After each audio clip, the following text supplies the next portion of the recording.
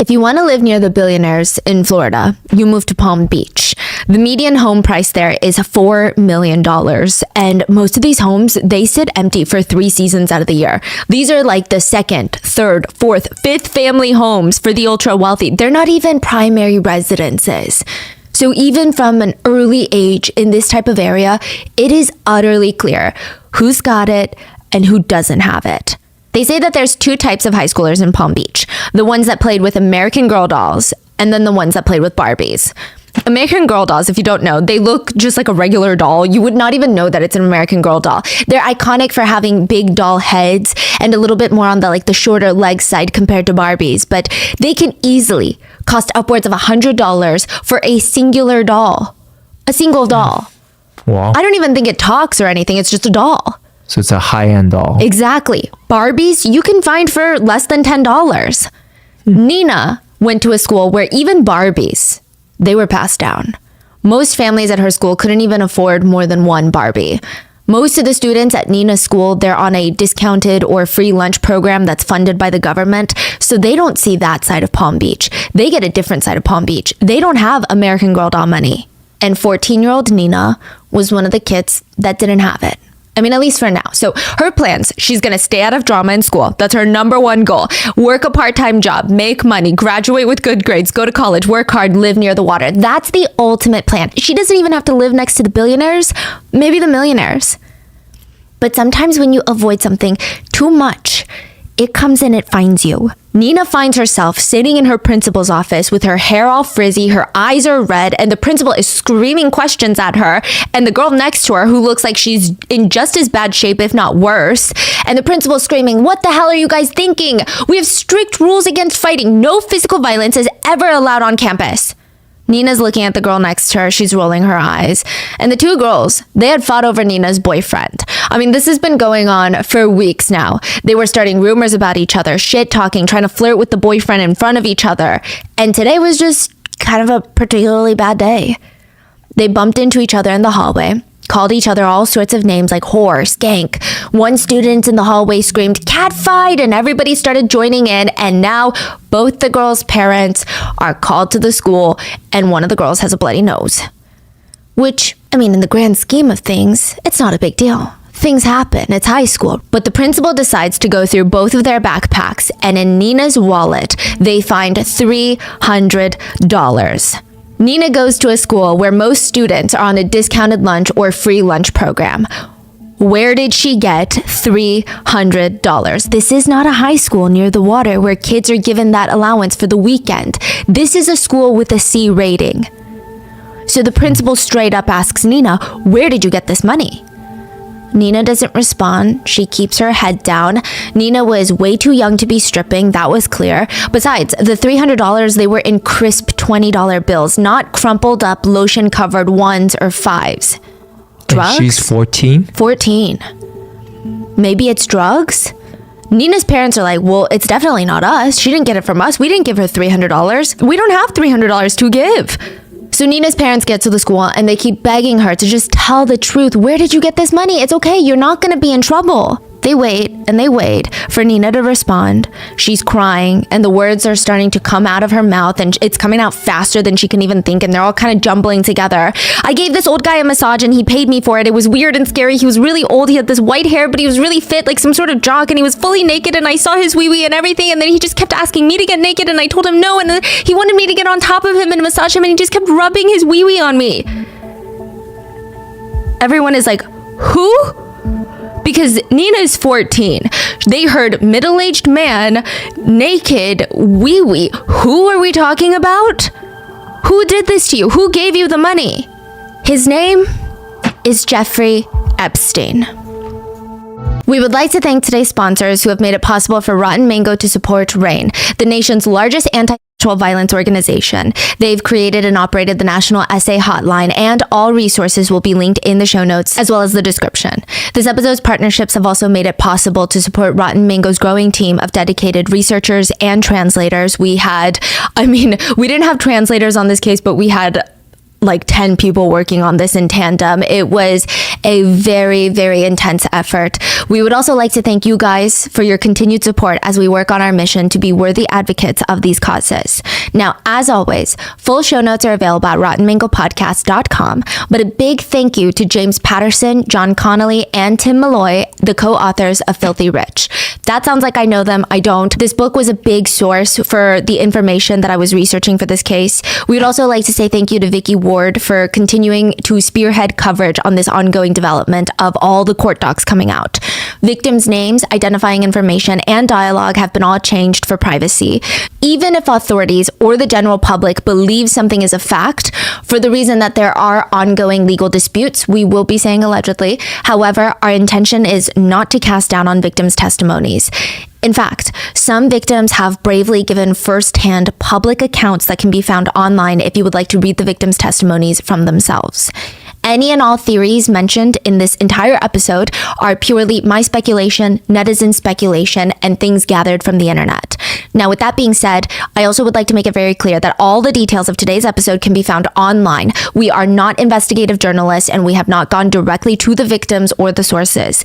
And if you ever feel in any episode that something was miscommunicated, misrepresented, or have any additional information you'd like us to know, please leave it down in the comments. With that being said, let's get started. The Metropolitan Correctional Center has a bit of a problem. I mean, the name sounds neutral almost, minus the correctional part, but the nickname for the building is Guantanamo of New York, federal prison located on the island of Manhattan. But that's not the problem. The bad marketing of being the Guantanamo of New York doesn't even faze them. They don't care. It was the plumbing that was the issue. There was always a toilet in this prison that's overflowing with urine and fecal matter, sometimes straight into the prisoner's cells. It was never cleaned up properly because no one wants to clean up a prisoner's cell like that. So the entire building is just stinky. It's infested with rats and cockroaches. It's dark, it's humid all the time, and the smell makes your eyes water. Prisoners would show up to court. Your Honor, a rat ate my paperwork. They weren't even lying. The attorneys would be like, no, really, there is a rat problem and the rats are eating our client's paperwork from that prison. And in the south wing of this correctional facility, the setup was 2 inmates per cell monitored every 30 minutes by 2 guards who do rounds. These inmates get to shower once every 2 to 3 days. They have a singular hour of recreation time per day. That's it. And it's not like general population in prison where it's probably, I would say South Unit is more similar to maximum security. In the South Unit, there's only 8 cells per tier and 6 separate tiers for the unit. Now, the inmates in South Unit, they're heavily watched. But you can just never be too safe. You can never be too sure in prison. August 10th, 2019, there was a problem in that prison. Inmate 76318-054 refused to eat breakfast. At around 6 a.m., 2 guards, Noel and Thomas, they're going down the cold hallway pushing breakfast into the cells. So they'd have this little dim sum looking cart and they'd push the breakfast in and then go on to the next cell. And the 2 guards, they stop at this one particular cell where the inmate is refusing to come to the door and grab their meal. Hey, come to the door. Come to the door. Hello. No response. No movement. The guards, they look at each other and they decide, okay, we gotta go in. They unlock the cell door, they rush in, and they see inmate 76318-054 suspended from the ceiling. Thomas starts lifting the inmate from under his arms, dragging him down to the corner of his cell. He lays him on the ground, starts performing CPR. He's like, breathe, you gotta come on. We're gonna be in so much trouble. Noel stayed near the door, about 1 foot away from the cell, and activated the medical emergency alarm. The radios start calling out throughout the entire prison, body alarm on South, body alarm on South. Jeffrey Epstein was pronounced dead at 7:36 a.m. August 10th, 2019, after spending 36 days in prison. The official answer is that Jeffrey Epstein, an offender with dozens of allegations of child trafficking against him, could not handle the sound of the broken toilets and his impending future as a prison inmate, so he self-exited. But people online, they have different theories. One theory is that someone powerful on his so-called list of important industry and world leaders that he kept close by, they wanted him to die with their secrets. Another theory explores the idea that that's not Jeffrey Epstein at all. The man's almost worth $1 billion. If he wanted to fake his death in prison, he could fake his death in prison. There are a lot of theories surrounding the very suspicious death of Jeffrey Epstein and a lot of questions. Who would want him dead? How would they even kill him if he's in prison? Was he running a trafficking ring for the wealthy? Were the ultra wealthy sacrificing children in rituals? And for some reason, all roads lead back to Epstein's private island. The ones that locals call Pedophile Island. People always joke about living in broom closets in New York City. I mean, how you can sit in your bed and then wash your dishes in the kitchen sink without getting up from your bed. That's like the running joke. But Jeffrey Epstein didn't live like that. Not in the Upper East Side. In the Upper East Side, there is a 9-floor townhouse that's 51,000 square feet. And at the time, it was valued to be over $51 million. 51,000 square feet? It was one of the largest private residences in all of New York City. The minute that you walk past the 15-foot oak door, you are in fantasy land. You're not in New York City anymore. You're not in Manhattan. The entryway had these frames that were lined up on the wall, just hanging. Each one was an eyeball, individually framed. What do you mean? Like actual eyeballs? I believe they were synthetic. Huh. Yeah, each one imported from England, eyeballs. So that's artwork. Yeah, as artwork, just eyeballs displayed. And you know how people say rich people are so eclectic? This is probably the embodiment of that. If you keep trudging forward in this massive Manhattan mansion, if you go a few steps, you stop, you look up, there's a giant sculpture in front of you, probably 2-3 times your size, of a naked African warrior. It's a choice. Welcome to Jeffrey Epstein's world. And it said that he was a very particular man. It said that his morning was absolutely to the T, meticulously organized and very routine. Every single day, this was his morning routine. He would wake up exactly 6 a.m. He would spend 25 minutes in utter silence. All the house staff, assistants, they all hold their breath. Shh. Silence. Pondering his life in silence, meditating until approximately 6:25 a.m. And then he slowly consumes his breakfast, a guava, a banana, a muesli, which is basically just a fancy oatmeal. Then he calmly gets up and walks a third of a mile, precisely 1,760 feet or 666 steps in his monogrammed $700 handcrafted slippers from Stubbs and Wootton. When he's done, he walks back home to his castle-like mansion in the middle of Manhattan, and he's got these little brass letters at the top of his door, and it reads J.E. He's got a thing for buying very expensive things and then making sure that everybody knows that he's the one that owns it. Sometimes he'll take these contemplative morning walks with 2 women, 2 very young, beautiful women, maybe 19 years old. The man's in his 50s. They'll be walking behind him a few paces back. If he stops to take a big old breath of air, they'll pause and just stand behind him.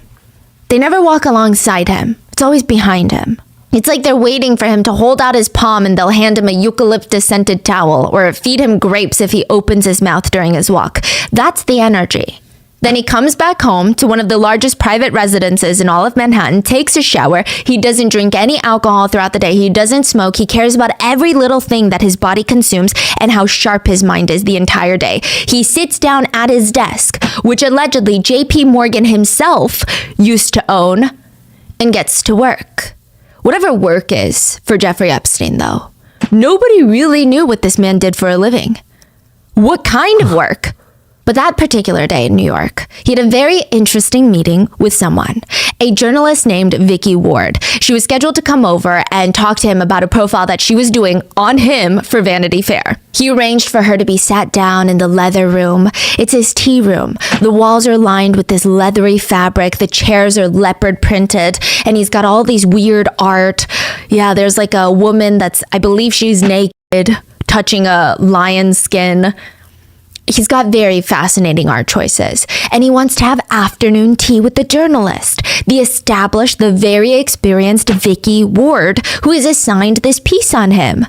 Now, news had broken that there was a very, very wealthy, mysterious man who had taken a private jet ride to Africa with Bill Clinton. So everyone's like, of course we want to know who's on the plane with Bill Clinton. Why is this man on the plane with Bill Clinton? Vicky was sent out here, supposedly, to find out everything that she could about this mysterious wealthy man. For an alleged reported billionaire who only hangs out with other fellow billionaires, presidents, and powerful families, dynasties, nobody knows anything about this guy. He's not at galas. He's not at the Grand Prix or Art Basel. Like nowhere. He's nowhere where rich people usually congregate. He doesn't even like eating in restaurants. He says eating in restaurants is like eating on a subway. Whether that means it's too cheap, too public, too vulnerable, or all of the above, it's very unclear.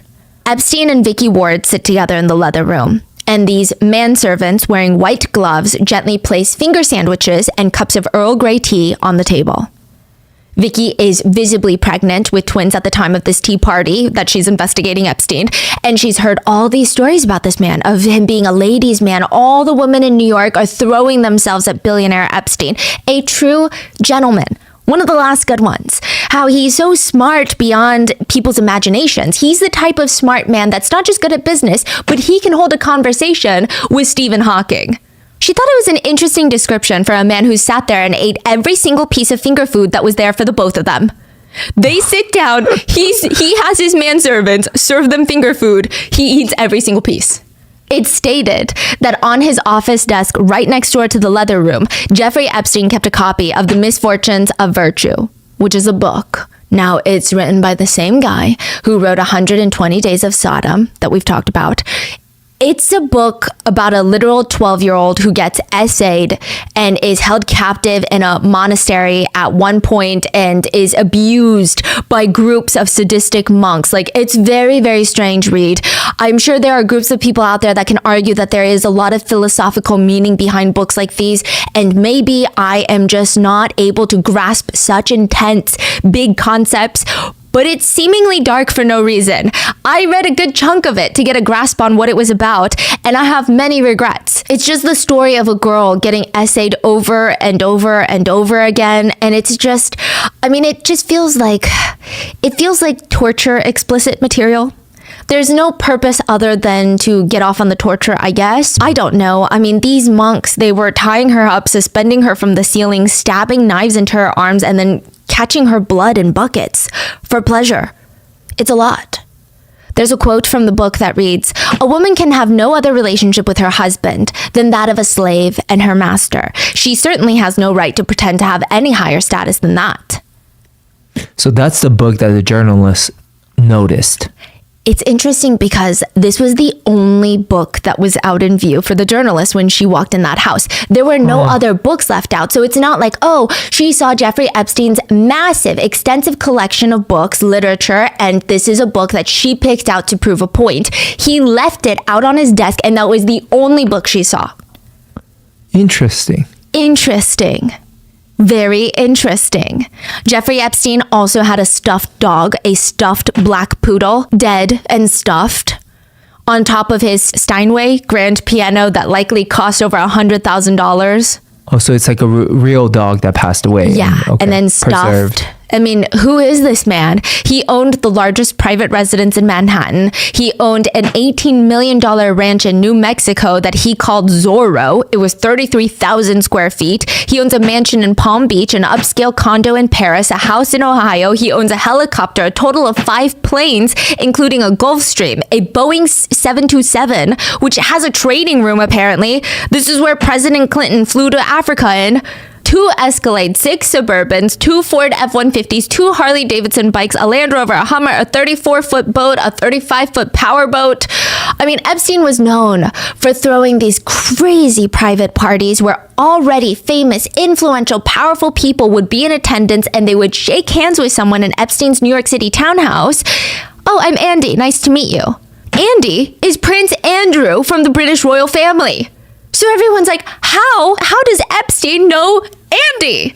Jeffrey Epstein seemed fake, like a caricature of a terrifying but weird billionaire. It's stated that Epstein would be seen around town going to movie theaters. He would take 3 to 4 girls with him each time, and they would take turns massaging him. Not just his shoulders, but like everywhere. His arms, back, legs, just in the middle of the theater, in the middle of dinner, wherever.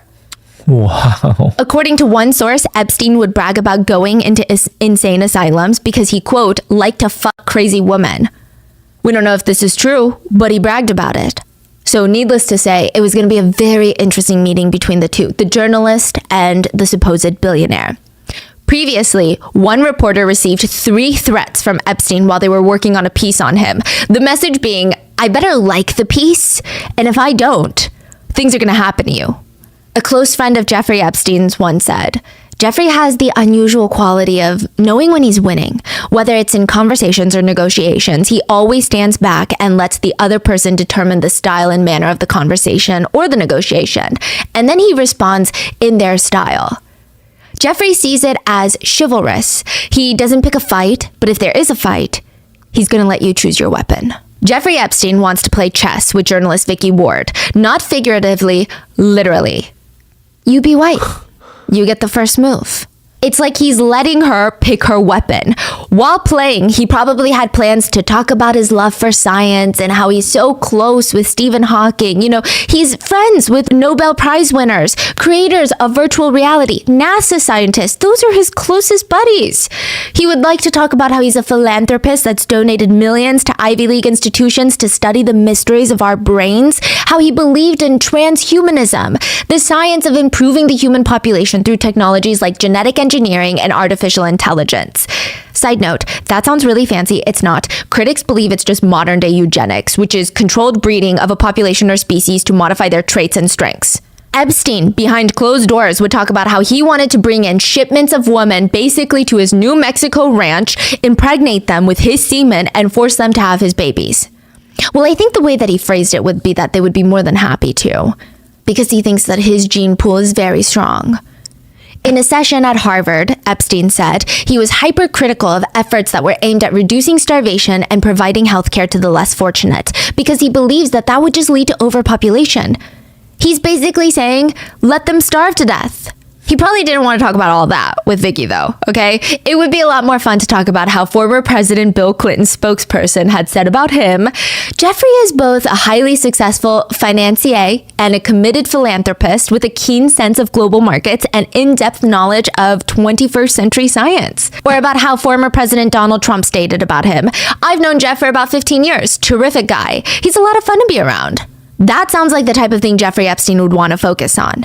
And I know that hindsight is 20/20, but if I were there, I would just want to know about what really goes on his secret private island. Little St. James. That's Epstein's island, but he likes to call it Little St. Jeff's. But the locals all call it Pedophile Island.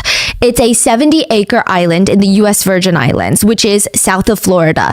It's about a 3-hour plane ride from Palm Beach, Florida, if you have a private jet, because I don't think that there's any direct nonstop flights from Palm Beach to that area.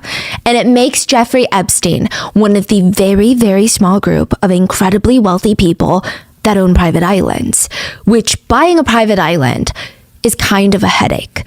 There's a professional agency called Private Islands Inc. that specializes exclusively in selling and renting out private islands around the world. But it's not even just buying the island itself that's expensive. If the island has no wastewater treatment systems, working power lines, reliable source of fresh water, if there are no buildings on the island, or if you are renovating said buildings, you can estimate to spend at least 2 times the cost of that building that if you were to build it the same structure on mainland. And that's if your island is easily accessible. Some private islands, you have to build a dock yourself, or even a runway for a private jet or a helipad. These are not affordable things. To put it into perspective, Richard Branson, founder of Virgin Airlines, spent about $1 million calculated for inflation on a private island. And then he spent over $10 million so far to make it up to his standards, and actually a place that he wants to visit. The Red Bull owner bought a private island in Fiji for $10 million, and then he had to invest $30 million to make it more habitable. Like, you have to have an entire team of staff that reside there just to make sure that it's ready for the very few days out of the year that you're actually there. They're going to be in charge of making sure the pantries are stocked, because guess what? You can't just go grab milk if you're on a private island. There's no grocery store. Some islands even have a doctor live there full time, even if the owner only comes every 1 to 2 days a year, Because on a private island, there are no hospitals. In case of an emergency, you're going to want a doctor nearby. And as with any property ownership, there's still a ton of maintenance costs that are going to add up. Epstein bought Little St. James for about $15 million, which is calculated for inflation. He immediately went in there and started scrubbing the place. I mean, he's getting rid of all the native vegetation, started importing in 40-foot tall palm trees, which these are tall, matured palm trees. They can cost upwards of $5,000 per tree, and that's not including import and planting. That's per tree. He bought a ton of these palm trees. And at the time, the island already had infrastructure. There was this main house. Now, side note, the main house would reportedly be renovated by the same designer that did all the Amman resorts, like the ones that all the celebrities go to, that's like $5,000 a night. So we can imagine quite a bit of money was poured into the renovation. By 2019, the island's value was listed to be around $64 million.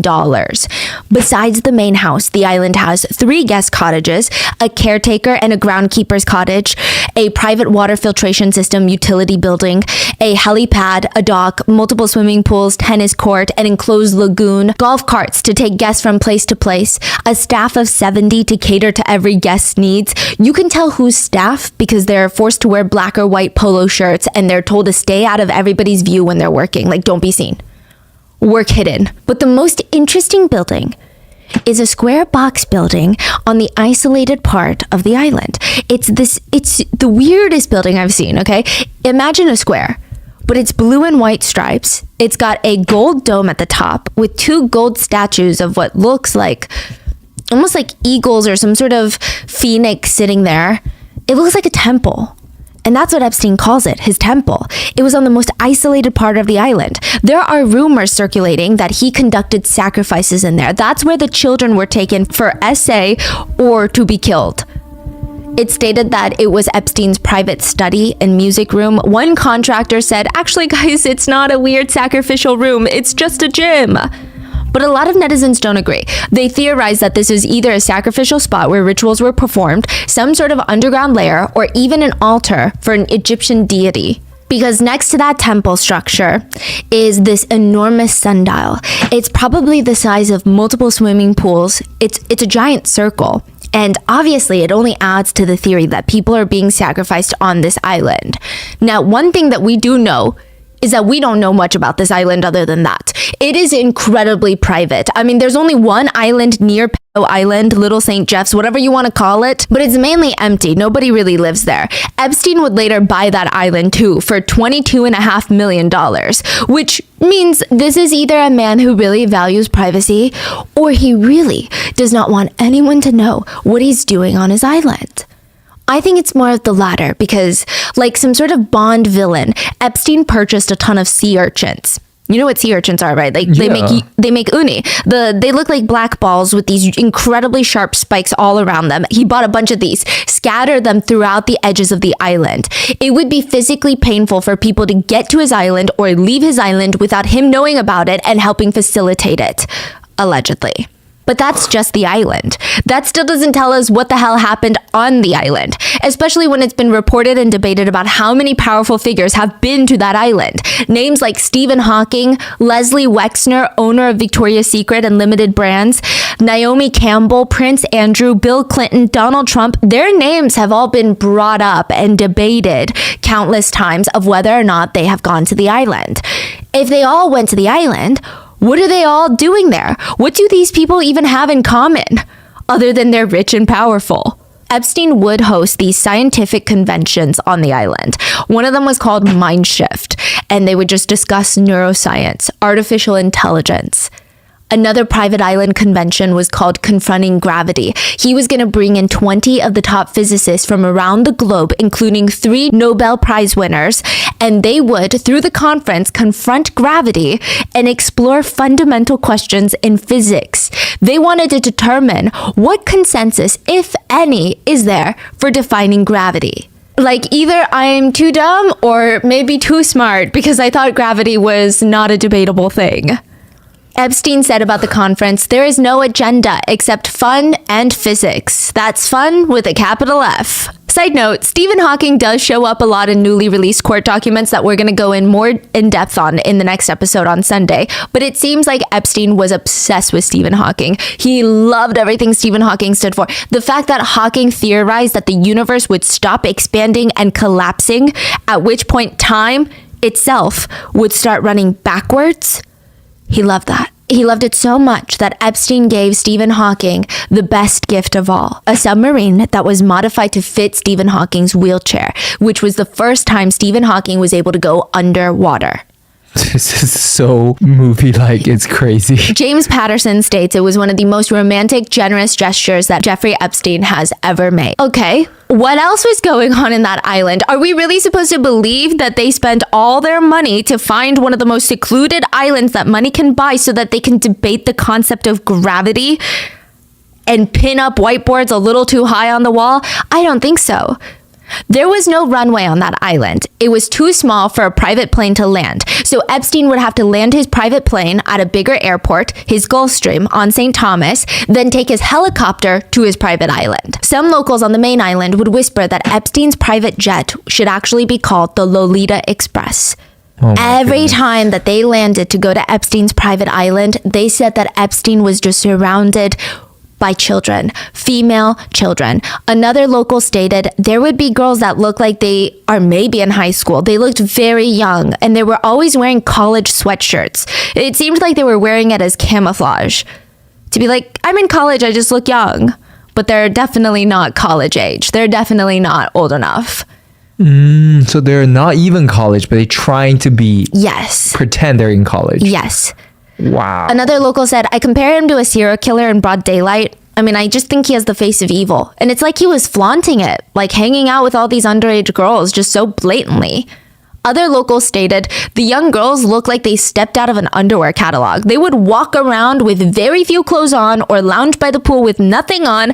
And it's like, they were like that the most of their time. And I was concerned because of their ages. And a few of them looked very young. And I couldn't help but wonder, do their mothers know where they are? It has been alleged by a victim that the island was just step one of a web of trafficking for wealthy clients. It wasn't just the island. Girls were sent to London, Paris, Spain, everywhere around the world. And on that island, girls were forced into sexual acts by Jeffrey Epstein and his right-hand woman, Ghislaine Maxwell. Now, if you guys have ever heard of Epstein's case at all, you've heard of Ghislaine Maxwell. I mean, the two go together like they did everything together. This episode is focused mainly on Jeffrey Epstein. The very next episode that we're going to be uploading on Sunday is going to be focused on Ghislaine Maxwell and how she was basically called his madam of this whole alleged trafficking ring because she actually was very involved and very allegedly abusive with many victims. She is said to be a ruthless woman. The victims stated they were forced to have intimate relations, not just with Epstein, but allegedly with other wealthy men from all different industries. It's been stated that some of these victims were just as young as 12 years old.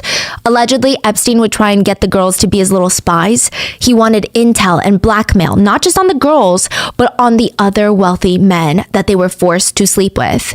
It's rumored that every inch of that island was being watched. There were cameras in cabanas, in the buildings, out on the patios. It was said that you weren't safe, not even in the restrooms. There were cameras in the restrooms. And if you try to escape, which we're going to cover in the next episode, someone tries to escape the island, very, very bad things happen to you. There are a lot of theories about this island, satanic rituals, sacrifices, underground tunnels, and all of these theories will be fully explored in part 1 and part 2. But just remember, this is the tip of the iceberg. A close friend of Epstein told Vicky Ward, the journalist, that honestly tried to warn everybody about Epstein from the get-go. They told her, you think you know Epstein, and then you peel another ring off the onion skin, and then there's something else extraordinary underneath. He never reveals his hand. He's a classic iceberg. What you see is not what you get.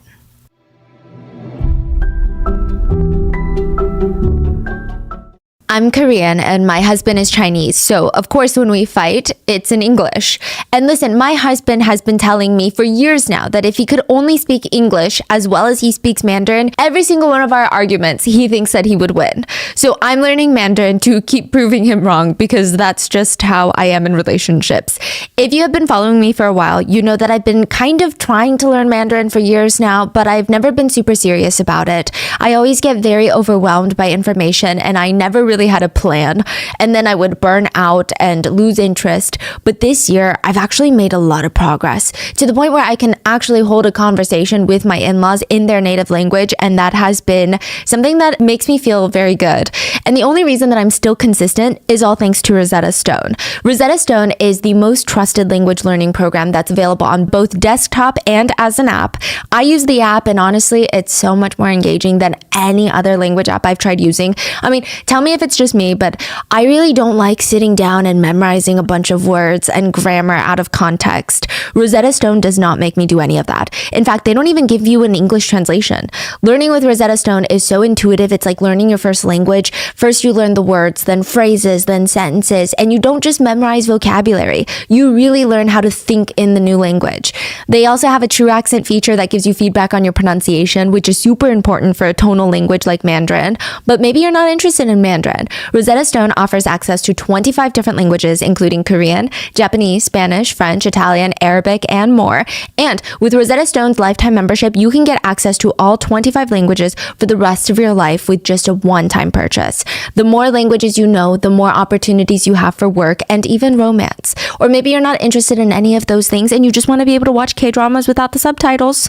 Whatever your reason is, don't put off learning that language. There's no better time than right now to get started. For a very limited time, RM listeners can get Rosetta Stone's lifetime membership for 50% off. Visit rosettastone.com/rotten. That's 50% off unlimited access to 25 language courses for the rest of your life. Redeem your 50% off at rosettastone.com/rotten today.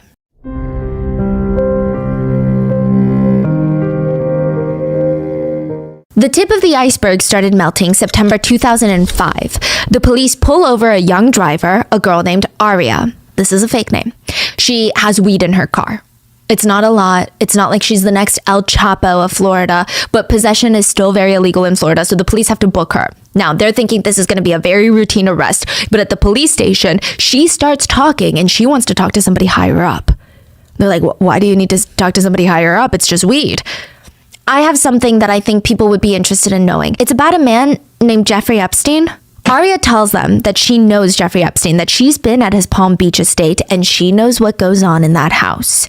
So this is not his New York City estate with his eyeballs on the wall. This is a completely new house in Florida. To get into Jeffrey Epstein's Palm Beach estate, you have to get past the gate, past the guard, enter through the side door, which opens up to the kitchen. Usually there's a housekeeper doing dishes there. Then if you want to go upstairs, you take the winding staircase with pink carpets and you head up. Upstairs, the hallway is lined with photographs of naked women. And again, because it's a very expensive house, like $18 million, I guess you could say it's eccentric and not weird and serial killer-y. It's up for debate. The house itself has this weird edge of coldness. Not in the billionaire lair, evil Tony Stark kind of way, but some parts of his house seem like a hospital. Some guest rooms almost look like doctor's offices. Then perhaps you walk straight into Jeffrey Epstein's bedroom. The whole room seems off. There are these hospital-looking machines next to his bed. It's likely for sleep apnea, but they look intimidating. You've got a massage table in his bedroom. There's this wooden cabinet on the side that's filled to the brim, like bursting with rubber toys and just adult toys. The whole cabinet. Next to his bed, Jeffrey Epstein has peach-flavored Joy Jelly lube. In the bathroom, there's soaps shaped like private parts of, all the different private parts. There's more bottles of Joy Jelly, peach flavored, mango flavored. You open the door into his closet, and inside his dressing room, there's more photographs of women, of girls that all came to his house. They all look incredibly young, and most of them are nude. He's got DVDs, strictly B-list movies for some reason, stacks of UFC fighting tapes, books from Amazon. One is titled Slavecraft, Roadmaps for Erotic Servitude, which is otherwise, I'm sure, a perfectly fine book, but it's Epstein, so I'm not sure he's using it as intended. There are 2 secret cameras hidden in clocks on the first floor in his office. Most of the girls in that house don't even know about it. Jeffrey takes pictures of them through those cameras and keeps them on his hard drive. And the whole place has this overwhelming, sickly lavender smell to it all. The first time, most girls are led into a room that has a green and pink sofa. Next to it is another giant wooden cabinet that's filled to the brim with toys. There's a mural of another naked woman inside the room. A massage table is in front of the couch. And most girls are led up there by another young woman, an assistant. Just wait right here. He'll be up in a minute. There's a sense of fear and nerves when it's the first time because it's just a massage, right? Like you just give some guy a massage and you get paid for the massage. I mean, everything in the room clearly indicates that it's not a massage though. There's photographs of young women posing naked. I mean, one of them shows a girl that's clearly not of age. And in the photo, she's smiling, but there's this strong undertone of anxiety on her face and she's pulling off her undergarments while smiling at the camera. It's just weird. Aria was starting to feel a little bit on edge. It was her first time there. She was honestly just there because Hollister's pay is not great. Hollister pays like $6 an hour.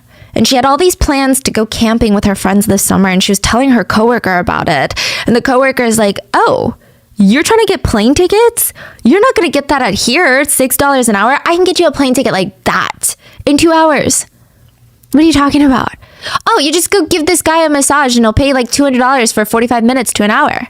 She didn't give Aria any other details. That was it. But Aria was not naive enough to think that someone would just pay $200 for a massage. She said, like this guy's not going to pay you money for not doing anything, not letting him cop a feel or nothing, But he could try all he wanted. I mean, she would just turn it down. She thought, if he tries to do something that I have a problem with, I'll just leave. Simple as that. And if not, if he doesn't do anything, then I make $200. $200 is $200.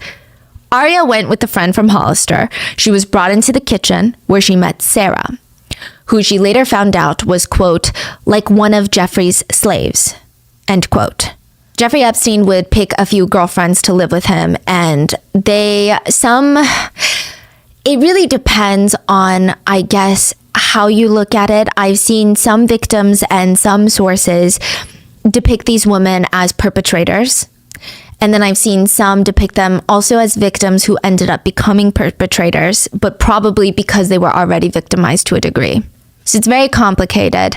But a lot of the girls would say they're like his slaves. So they would live in his house and they would do everything for him. They would walk behind him during his morning contemplative walks. They would never really look up or talk without being asked. Yeah, it was a thing. The woman tells Aria, he'll be ready for you in a second. Aria was led upstairs, past the strange paintings, and into the primary bedroom, where there was a couch in the bathroom. And she's like sitting in the bathroom couch. I mean, it was huge, the bathroom. There were bottles of lube, massage oils, weird medical looking devices that you would normally see in like a dermatologist's office. It's just creepy. It was not a place that you would want to be alone in. But Aria's not alone. She's got her friend from Hollister there. Then a middle-aged man walks into the room, walks over to Aria, shakes her hand. Hey, I'm Jeffrey. Then he turns to her friend from Hollister, hands her a wad of hundreds, and Aria is pissed. Her friend was getting paid to bring Aria here. Worse is that her so-called friend is leaving her. She tells Jeffrey, great, I'll wait for you downstairs. Turns to Aria, see you in a little bit, and runs downstairs. Wow.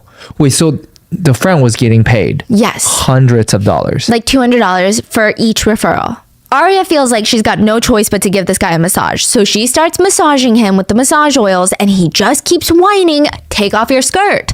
She's like, no, but he keeps going. Come on, you're not showing anything just by taking off your skirt. He ends up pressuring her into it, which is illegal because she's 16, but regardless, he talks her into it and she takes off her skirt. Then he forcibly starts touching her. She tries to tell him to stop, but he keeps going and demanding that she now take off her shirt. In the end, Aria felt pressured to undress, but she kept her undergarments on. He kept groping her chest area, then finished by wiping himself off on a towel. So he was like He paid her $300 and she went home after 40 minutes. And just to put a quick disclaimer here, I'm using words given to the officer by Arya, but I don't think that he talked her into it or convinced her. I would consider it straight up force. She's 16, he's a middle-aged man, it's illegal. So even if he, quote, talked her into it, it's still illegal. Second, $300 for 40 minutes. In many professions, that would be considered an incredible job. But this is not a job. This is illegal. And the girls were way too young to realize how traumatic those 40 minutes would be and how it would stick with them for the rest of their lives. But he knew that. He exploited that. Arya was 16.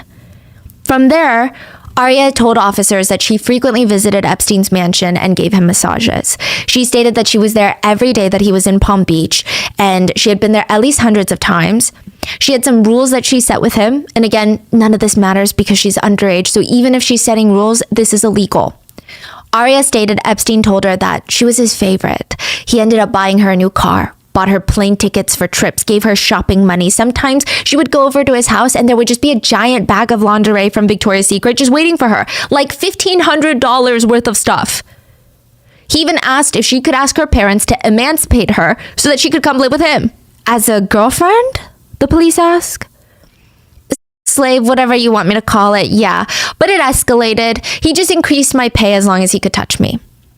She said, I used to go there every day. Like, I don't know how many other girls he was saying, you're my favorite too, but I want you to live with me. But I was in as deep as you can get. She stated, the underwear I'm wearing right now, he gave me. Authorities asked and clarified, and for some reason we have very, very vivid details about his private part. Arya told authorities, because they kept asking, oh yeah, I'm 110% sure he's circumcised. As a matter of fact, he has some sort of birth defect on his thing. I don't know what it is. I've never really looked into it because I've never done anything where I had to touch it. Out of the whole time I worked for him, I never touched his thing. I'm pretty sure he rubbed it against me, but I've never been like, okay, I'm gonna let you do this, or okay, I'm gonna do this now. But it's really weirdly shaped. I don't know. Do you want me to tell you about it? Yes. I'm really embarrassed, but it's like a teardrop, like a drop of water. It's like really fat at the bottom and really skinny at the top where it's attached, and it never is like fully stiff. Like I could just tell by looking at it. I don't know. Like by looking at it, you can obviously tell if it is. I could tell that he wasn't. Arya told authorities that sometimes Jeffrey Epstein would call her over to the house and ask her to be completely naked while he worked. So she would be paid to just sit on his desk while he worked completely naked and watch TV or read a book or just be naked in the room.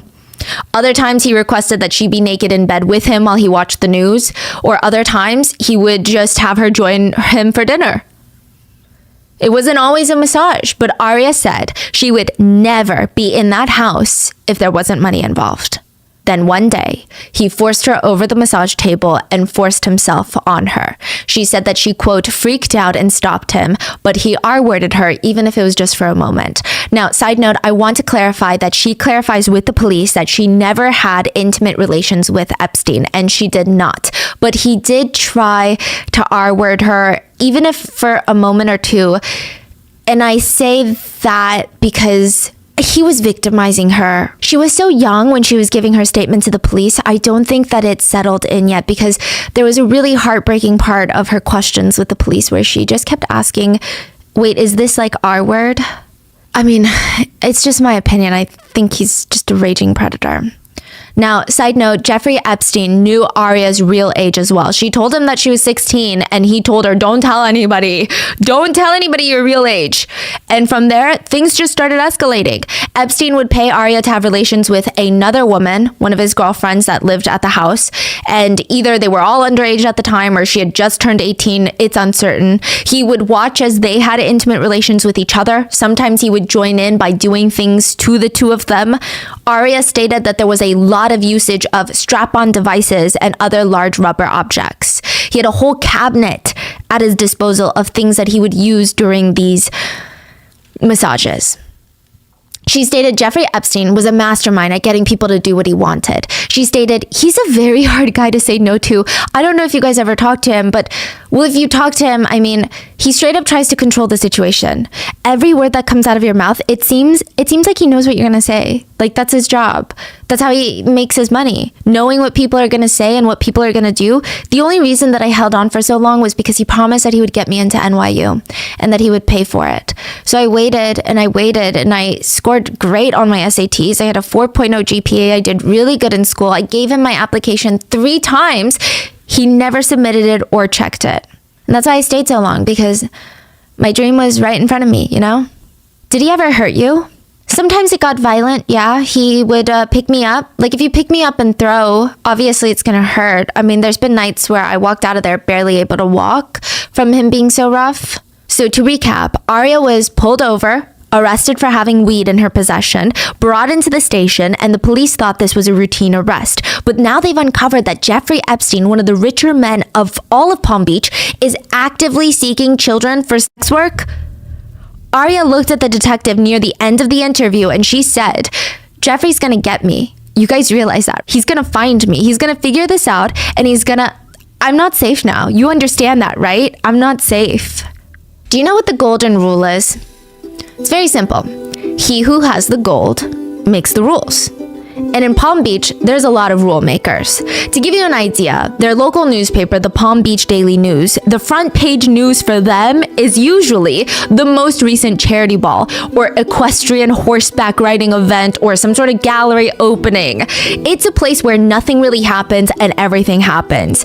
And there is a busy time even for the police. They call it, quote, the season. Winter time in Palm Beach. That is when all the rich billionaires with their 5th vacation homes come into the town. They leave snowy New York, rainy Paris, come to Palm Beach where the temperatures sit comfortably in the 70s, and they throw parties. It is the season. The billionaires come in, fly in on their private jets, fly in all their friends from around the world. They throw these over-the-top parties, endless bottles of Dom, the ones that cost like hundreds of dollars per bottle. There's shrimp towers, hired entertainment, noise complaints. Someone hungover, believed to be dead, there's a 911 call. Cocaine usage through the roof, and once these parties are over, the workers come in, clean up the billionaires' mansions, leaving it completely spotless, even though they know, and the billionaires know, that they're just gonna do it all over again tonight. And everything, all that trash, ends up at the landfill that the sanitation workers call Mount Trashmore. Everyone's trash, except Jeffrey Epstein's. His trash was being secretly pulled by the Palm Beach Police Department after Aria and after Nina's reports. It's called a trash pull, where authorities secretly work with sanitation workers and have a special place for intaking a suspect's trash, like all of it, and it goes to the police station and sorted through for important evidence.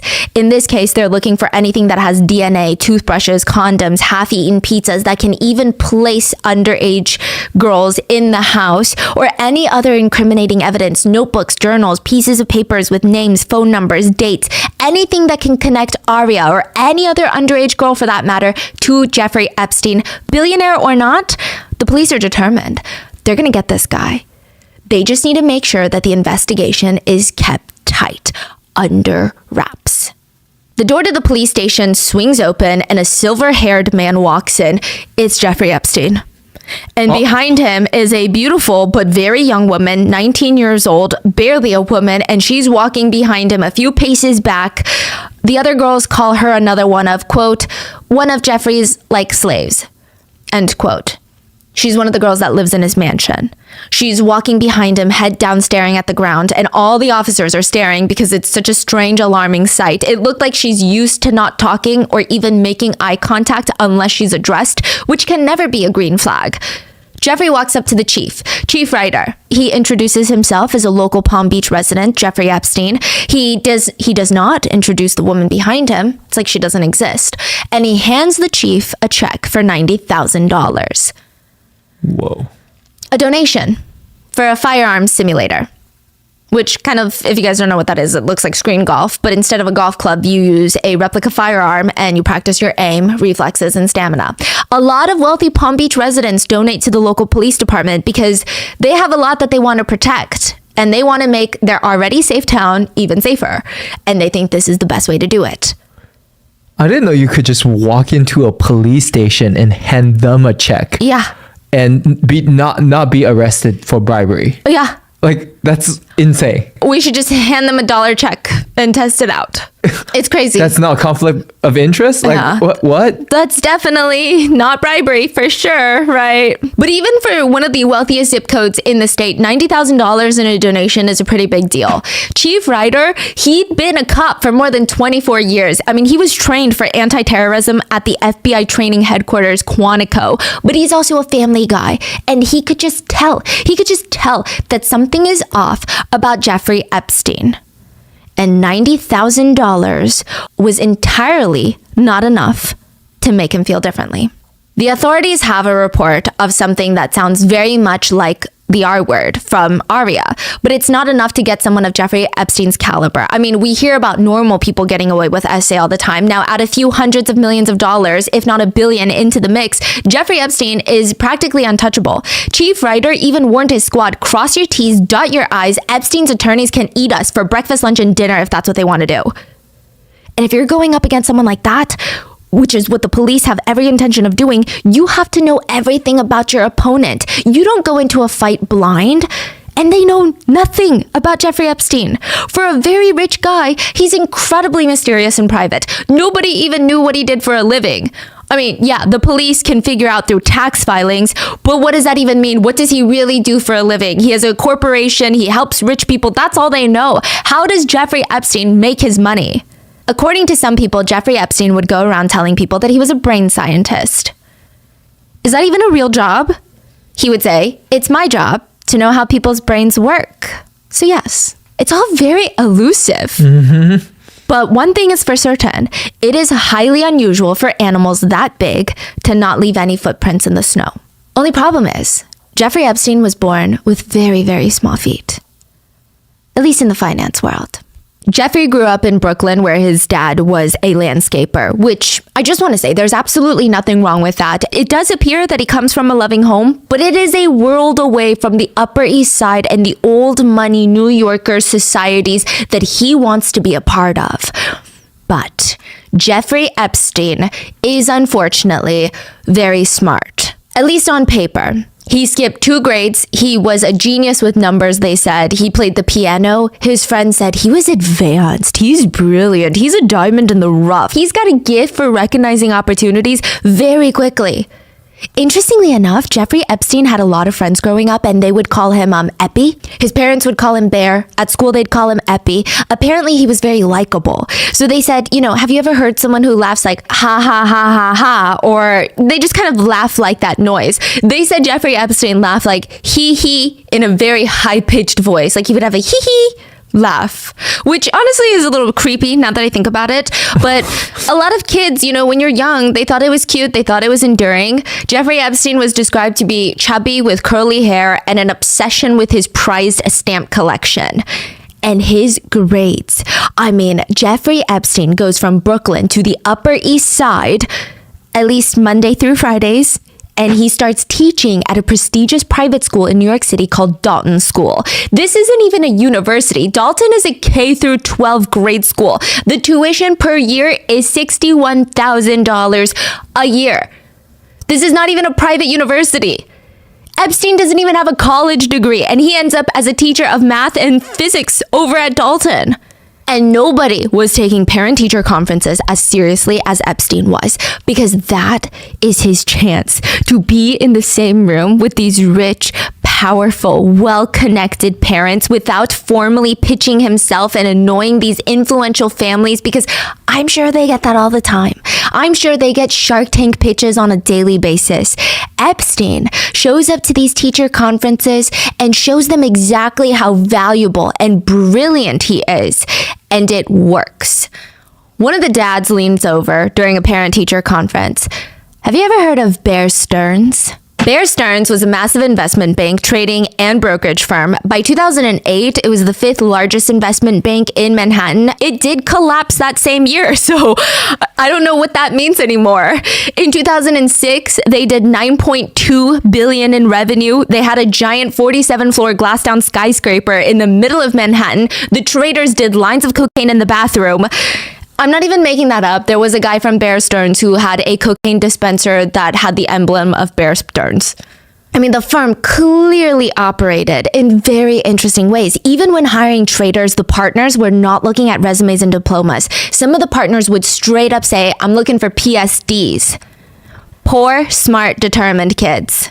PSDs. Jeffrey Epstein was a PSD when he joined Bear Stearns. He starts trading and sleeping with one of the partner's assistants immediately, and he is exposed to a whole new world of money. At these firms, money is no longer even money. It's just numbers on a screen that go up and down. When it goes up, you're happy. You make money. When it goes down, you're sad. You do another line of cocaine and you get back at it. After 5 years there, Epstein takes his $250,000 bonus that year, resigns from the firm conveniently right before the SEC starts an investigation into Bear Stearns, which is suspicious to say the least. He was questioned multiple times by the SEC. And from there, Jeffrey Epstein finds himself being a bounty hunter. Jeffrey Epstein's real taste of money, like first real taste, because to him, $250,000 is not real money. It's not enough. He actually blew through it so quickly that he had to stay on people's couches. He didn't even have a place to stay. His first real taste of money was through a woman named Ana Obregon. And she's this beautiful Spanish actress, model, socialite, and normally very, very wealthy. But her dad was about to be out hundreds of millions of dollars, potentially. We don't have an exact figure, but Anna's dad invested in a scheme, and now his money is at risk of being gone forever. So Anna reaches out to Jeffrey Epstein and is like, hey, I heard you're good with numbers. I heard you're good with tracking things down. I need you to help my dad. Hunt down my dad's money. If you recover it all, I'll give you a good chunk of it. A bounty hunter. Epstein worked with the SEC Fraud Task Force, probably the same task force that investigated Bear Stearns and Jeffrey Epstein by default, and now he's on their side, trying to get Anna's money back. And it worked. He found her family's money being held in a bank in the Cayman Islands, and it's unclear how much money he recovered, but it's suspected that Anna gave him a hefty commission, likely in the 7 figures. This is Jeffrey Epstein's first taste of big boy money, and he's not going back. It's argued Epstein did have a way with numbers. He was really good at it. He would use it to find ways for the ultra wealthy to not pay taxes. That is what Epstein genuinely did. Tax evasion. His whole business model was pay me $50 million or pay the IRS 10 times more than that. So I'm going to find, it's not tax evasion. I guess they're legal loopholes. Jeffrey Epstein seemed to have this lifelong habit, though, where he would promote his girlfriends. He would somehow date some of the most beautiful women in the world, not even subjectively, but literally objectively. He dated Miss Sweden for a while. He would date these incredibly beautiful women. I mean, they're completely out of his league. And then he would promote them to be his friend. He would break up with them, but he always told them, no. Think about it like this. You're going up the ladder. You're not going down the ladder. You're graduating to a better tier. You're moving from lover to friend. That is better. Relationships are nothing. There's beautiful, hot women all over this island. Friendship is precious. That's how he always framed it. And it worked. Epstein would remain close with all of his ex-girlfriends. One of his ex-girlfriends stated, there is nothing but nice things that I can say about this guy. Even an old high school girlfriend remembers getting a call from him out of the blue. This is both when they're in their 50s. They dated 30 years ago in high school. He calls out of the blue without talking to her for decades. And he's like, you know what? You came up in a conversation recently and I was just thinking about you. And he's like, yeah, it was my birthday party, my 50th birthday party. And I had all these pictures of me when I was younger. And, because we dated, I had a picture of you on the beach. And my friend was pointing at your picture. And I thought, I bet she's got a big ass now. You want to come over? No and after way. decades of not talking, she went over to his Manhattan mansion and it's like nothing had changed. Friends forever. Now, one of Jeffrey Epstein's longest relationships, though, was with a man named John A. This is a fake name. He was Jeffrey Epstein's houseman for 11 years. As the main houseman, John was also the house manager, the driver, the house maintenance person. He mainly stayed in the Palm Beach house, and his job was to make sure that anytime Jeffrey was at home, it was ready for him. If anyone had a first-hand look into what went on in that house, it was going to be John.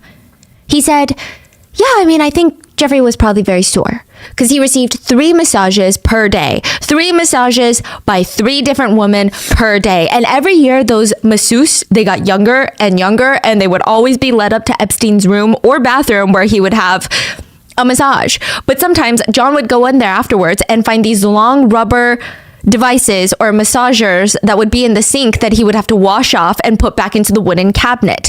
Now, in comparison to all of that, this new errand that he was sent to run, it seemed very easy. All he had to do was drop off flowers to one of Mr. Epstein's girls. He thought it was going to be the easiest task in the day. Until he found himself with a bouquet of red roses in his hand, standing in front of a high school.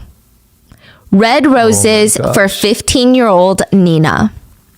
Nina, from the beginning of this story with $300 in her wallet, she had to sit on her hands on the way to Jeffrey Epstein's mansion. She was wearing a white pair of skinny jeans and she did not want to get it dirty in Wendy's truck. The seats are grimy. I mean, honestly, this whole situation felt grimy, but it's not even... I'm so sorry. Who's Wendy? Wendy is the girl that's introducing her to this rich man who takes massages. Her friend, I see. Wendy is actually her boyfriend's cousin, and she's sitting on her hands in the back, and it's just not a pleasant situation. But if someone asked you, would you rather work part-time at a fast food chain, sweating over burgers in the back, getting greasy, your hair's all sweaty, to make $300 you smell when you get home, or would you rather close your eyes, massage an old rich guy for an hour and make that same amount of money? When you're 16, 15, 14, I mean, even when you're not, it seems like the choice is kind of easy. Nina doesn't really have a choice now. She's in the back of Wendy's car, hands numb. The GPS is leading them straight to an $18.5 million mansion overlooking the water in Palm Beach. And Wendy, her boyfriend's cousin, the one that's introducing her to the man, is glancing in the rearview mirror. Nina, remember, when he asks how old you are, you say 18. You got it? Nina's kind of confused because nobody in their right mind would think that she's even 18 or 17 or 16. She's 14. She's 14 or 15? She's 14. Oh my goodness. Sure. I'm serious. When the man asks your age, you say, 18. Yeah, I got it. Nina smiles at Wendy in the rearview mirror and the car pulls up to the front gate. It opens up for them. They park in the driveway and they walk up to a guard. Wendy's acting like she's doing a drug deal. We're here to see Jeff. He nods, and they follow him over to the side door that leads into the kitchen.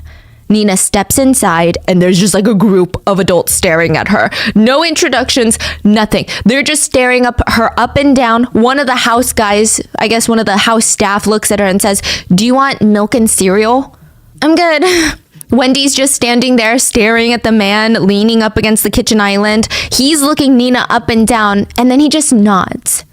Wendy follows him out of the kitchen. And Nina's so confused, like, what the hell is happening? I mean, clearly they're analyzing Nina. They're looking for something in her.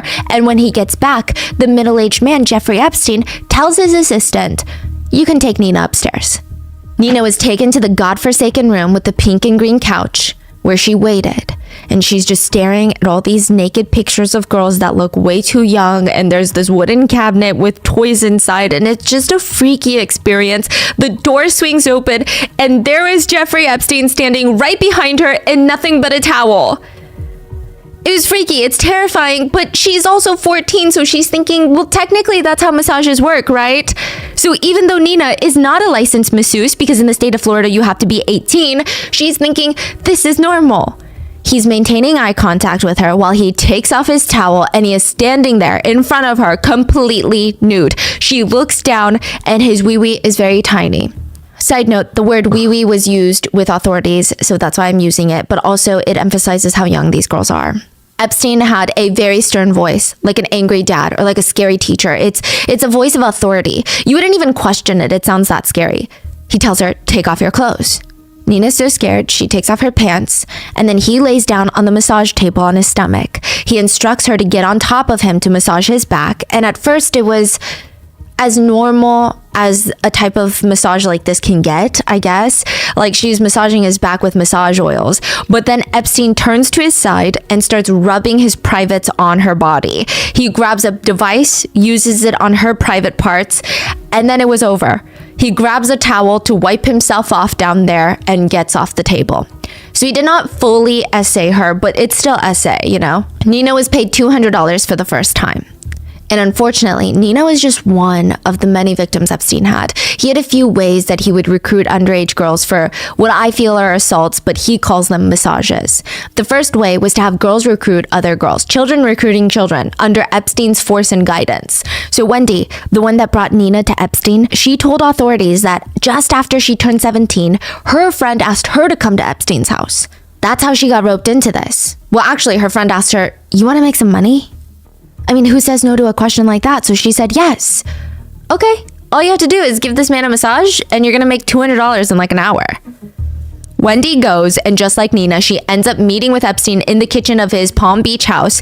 And once he gives her the look through and the go ahead, she's escorted to his bedroom. She sees the young assistant, Sarah, set up the massage table, cover it with a sheet, lay out the massage oils, and then she leaves. Well, Wendy's looking around, confused. The door swings open and comes Jeffrey Epstein with nothing but a towel. He drops it. He's completely naked, lays on the massage table, and calls Wendy over. She said, "He tried to touch me. I stopped him. I told him, I'll massage you, but I don't want to be touched." Wendy did get naked for the massage, and at the very end, he paid her the agreed upon amount of $200. When he realized Wendy wasn't comfortable with doing more, he offered her a new position to work with him. Bring him girls to massage him. Each time, he will pay her $200 for the first time, just once. If the girls keep coming back, you don't get that referral fee anymore. Wendy told authorities, so that's what I did. She brought over girls who they all kind of knew what they were getting into. I mean, maybe not the full extent, terms and conditions and all of that, but apparently Epstein made it a point that he did not want the girls to be super surprised when they were in the room. And each time she brought a girl between the ages of 14 and 16, she was paid $200. Wendy worked with him for a year, and I don't have an exact figure on how many girls she personally brought to Epstein, but she would say it was kind of like a train. It's like I introduced him to all my friends, and then they introduced him to their friends, and it just kind of went on and on like that. Out of all the girls that you introduced, how many of them were under 18? Under 18? All of them. All of them? All of them. Did Epstein know anybody's real true age, or he didn't care? I don't think he cared. He told me the younger the better. Let me just put it this way. I tried to bring him a woman who was 23, and he didn't really like it. Didn't go for it. It's not that he didn't go for it, he just didn't care for it. And he likes girls that are between the ages of like 18, 20, I think, some of them. But I think most of them lie about their age. I mean, I know that when I started off young, I think he knew better than to believe me. I think he knew that I was younger, like 17, but when I told him I was 18, it's fine. Most girls would lie when they go in there. And for the girls being victimized by Jeffrey Epstein, I guess there wasn't really a standard rate. Wendy would tell authorities, the more you do with him, the more you make. Basically, if you take off your clothes, you're going to make more. If you let him do things to you, you're going to make more. I heard about a girl who apparently slept with him and was making like $1,000 each time. Do things? You mean like touch you? Yeah, touch you in inappropriate places. Wendy told authorities that she never blindsided the girls that she brought over. They at least had an idea of what was going on, and she would kind of know how much each girl did with Epstein by how much they walked out there with. So there was one girl on her first massage walked out with $300, and Wendy stated she walked out of that house with $300, so she obviously and evidently let him do a little bit more. According to James Patterson's book, police tried to make Wendy understand that she just implicated herself legally in Epstein's crimes, and she had been doing this for a little over a year now, so she was of age. She's 18 now, and she didn't get it. She just joked, I guess I'm like Heidi Fleiss. Heidi Fleiss, she was the Madam of Hollywood. She ran a super illegal sex work ring in LA that catered to the Hollywood elites. So like she doesn't understand the severity of what she did. It's complicated because a lot of people do try to demonize her in some sources, and I'm not going to say that she didn't do anything wrong, that she didn't help create victims, but she's also so young. Like, he has a way of picking girls, especially the Palm Beach girls, the victims there, of just picking the most underprivileged. Mm-hmm. Like, he knows how to spot vulnerability. Yeah. This is a very smart man, you know? That would be the first way that he recruits victims. The second way Jeffrey Epstein would recruit girls was through Victoria's Secret. So remember that meme? What is Victoria's Secret? Some people would say it's, oh, the founder was a guy named Victor who loved dressing in more feminine lingerie. Others said, no.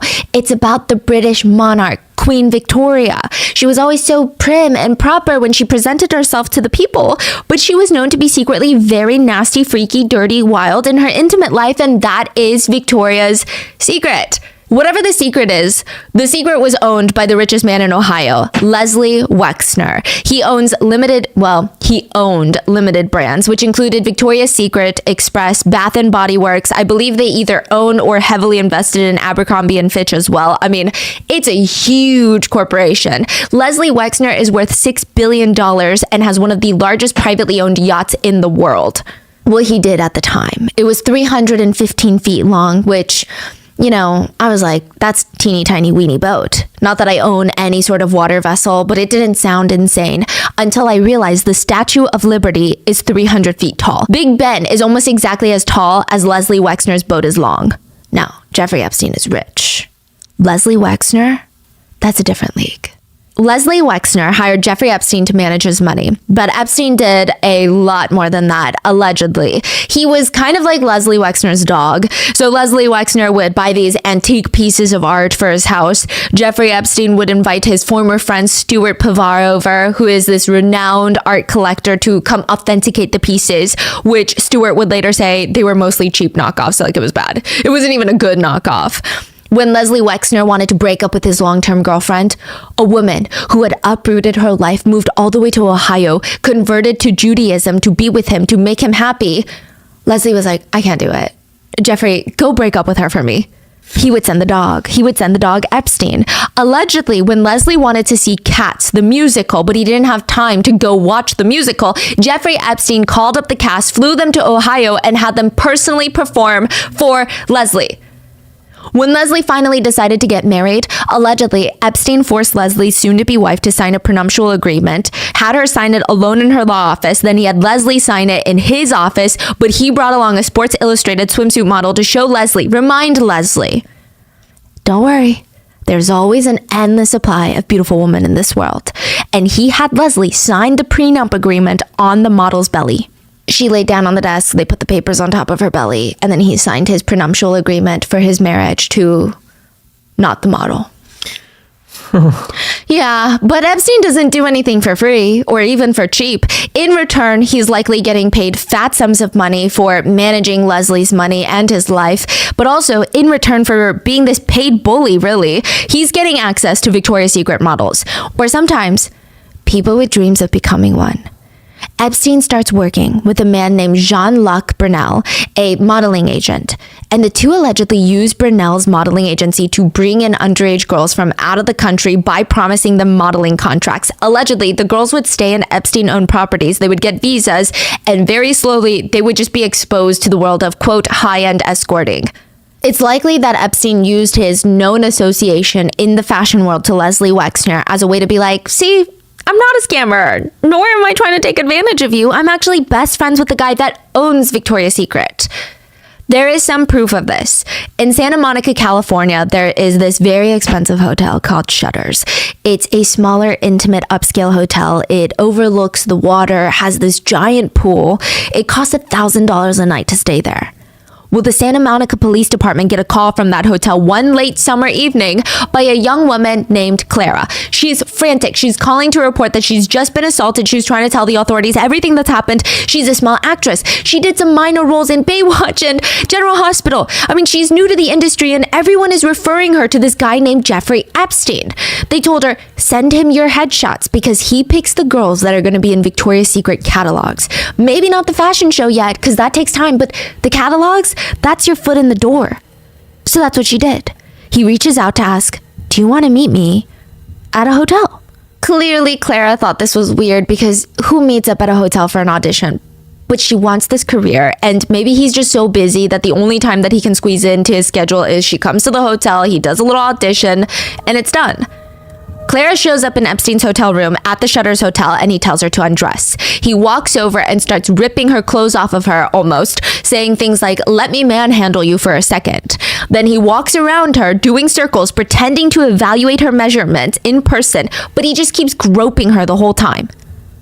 She stops him, grabs her clothes, runs out of the room, reports it to the authorities, who do absolutely nothing. They did nothing about it. They told her, yeah, well, it is your word against his. Clara was terrified of going public with everything when Jeffrey Epstein had all the money and the power, and she's just another small model in the industry. She didn't think anyone would care or listen. This would be the second way Epstein would recruit girls. But Jean Brunel vehemently denies being part of any of this. Brunel would actually go on to sue Jeffrey Epstein and state that his friendship and association with Epstein had cost him irreversible damage to his reputation and career. He stated, parents don't want to send their children to work with me because one of the first things that pop up when you Google my name is trafficking. Oh. Yeah. Well, he's dead now. Police tracked down... Wait, who's dead? Jean Brunel. Oh, he died too? Yeah, lots of people died. Wow.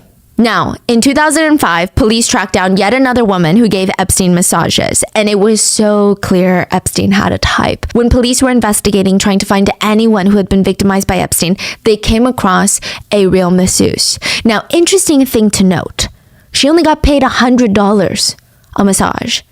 And she gave actual deep tissue massages. When police asked, did he ever try anything with you? Did he try to grope you, to ask you to take off your clothes? No. She said, I'm not his type. He goes for young, thin, and girls with no tattoos. The real masseuse said that she knew Epstein didn't like her tattoos because she had them visibly showing, and Epstein would tell her multiple times to her face that he didn't like her tattoos. This whole investigation was really rough for Nina. I mean, her dad told authorities that they had a PI stalking their house, taking pictures of them, chasing visitors away. I mean, it was terrifying for Nina. She knew that Epstein was powerful, well-connected. Who knows? Who knows what he's going to try and do to stop her from testifying against him? Even during the police investigation into Jeffrey Epstein, the Palm Beach police force felt like they were being investigated, which they absolutely were. They were. It's believed that Jeffrey Epstein's attorneys hired private investigators to look into the investigating detectives, which I believe is not illegal at all. Like, they're entitled to do that. But allegedly, just as how Chief Ryder went through Jeffrey Epstein's trash, allegedly, Jeffrey Epstein's private investigators went through the chief's trash.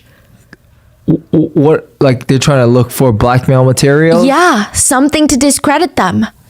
He's clearly capable, and Jeffrey Epstein is one to play dirty.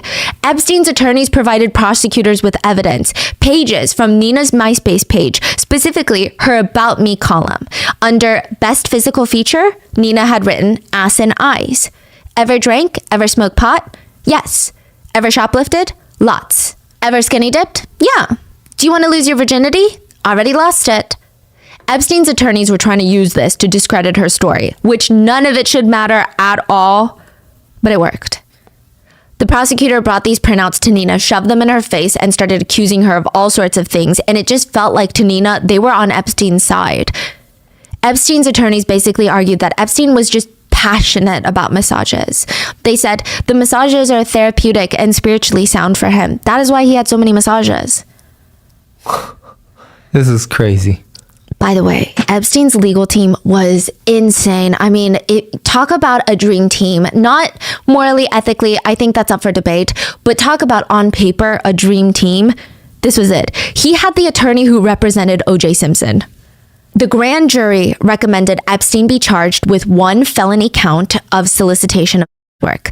Nothing about underage women. Epstein was released within hours on a $3,000 bail, and by that point, investigators had found 30 victims.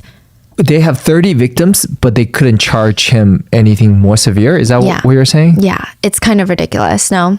Now, the DA's office went a step further. They gave Epstein a non-prosecution agreement, basically known as a sweetheart deal, where they stated that he would not be prosecuted in the Southern District of Florida for felony offenses involving abuse of underage girls, so long as Epstein pled guilty to state felony offenses for solicitation of sex work and procurement of minors for sex work.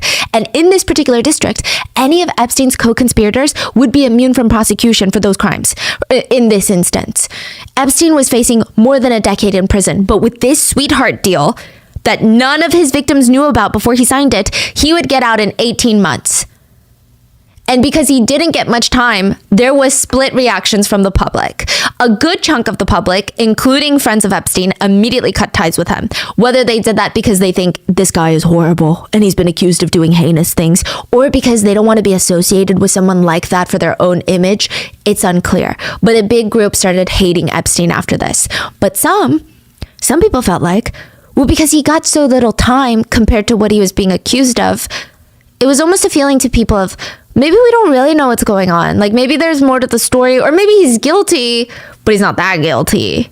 Epstein's old friends from high school still defended him, and one said, you know, this is when you're 50 something. How the hell do you know what your high school buddy is up to and what they're like now? But he said, Jeffrey's a brilliant and good person. He's also incredibly generous. The problem in Florida, as I see it, is he got carried away.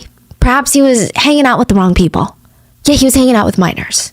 Another friend stated, I have a son who's dyslexic, and Jeffrey's gotten close to him over the years. He got him into music, bought him his first piano, and as he got to school and had difficulty in studying, Jeffrey got him interested in taking flying lessons. Which, yeah, is very typical. Predatory men who are usually only dangerous to those that they see as prey. And in this situation, it was women and children, and not those people who are trying to be his character witnesses. At this point, after the very first sweetheart deal, there's mixed reviews on Jeffrey Epstein. He was not publicly seen as the Jeffrey Epstein that he is seen as today. I think over the next 10 years, the public will shift. But immediately, in 2008, it wasn't like that. In an interview with New York Magazine, the reporter talked to Epstein about his whole, quote, legal ordeal. That's what the journalist called it. Your legal ordeal. Not your crimes, your legal ordeal. And the journalist said, you know, it's kind of like the Icarus story. Someone who flies too close to the sun. Which is already kind of a bold statement, but Epstein responds, did Icarus like massages? Jeffrey Epstein alluded to the idea that his playfulness had unintended consequences, and he said, this is what happens with wealth. There are unexpected burdens as well as benefits. I'm not blameless. Since then, since his sweetheart deal, Epstein told the journalist he hired a board of directors, his friends, who would counsel him on his behavior. So kind of like a board of directors for a company, but for him, he also hired a full-time masseuse, a man. While in prison, if you tried to email Jeffrey Epstein, he had an automatic reply set up that would read, on vacation.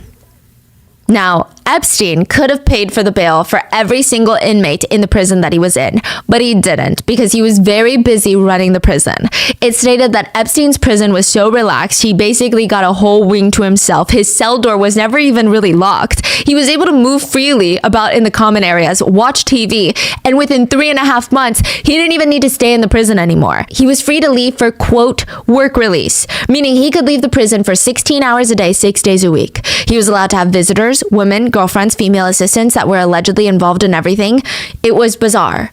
Why is that? Is it just a very relaxed prison for rich? Yeah. Okay. He only stayed there for 13 months. He was released with an ankle monitor, which sounds okay, at least he got an ankle monitor, right? No, he was still allowed to take his jet and go on work trips to all of his different homes and even to his private island. For exercise, he was allowed to take long walks around Palm Beach, even in busy shopping centers for exercise. So I don't know what that ankle monitor was doing. Wow. His legal team just did all of that for him, and he's basically free. He got nothing. I mean, nothing. Mm-hmm. The only, quote, annoying thing he had to do, if you could even call it that, was register as a level 3 offender, which is the highest level and is categorized as high risk of reoffending. But it's Jeffrey Epstein. He's loaded. What does that mean to him? Nothing. And oddly, he's not allowed to watch X-rated videos on the internet. I don't know. That's part of his probation. Jeffrey Epstein was a free man again July 22nd, 2009. And for a decade, he would live his life as normal, flying between his private residences, mingling with the ultra elites of society, visiting his private island, and creating more victims. He made victims after his first prison release. He would meet women and victimize them. He would meet girls and victimize them. He would also hang out with Prince Andrew afterwards.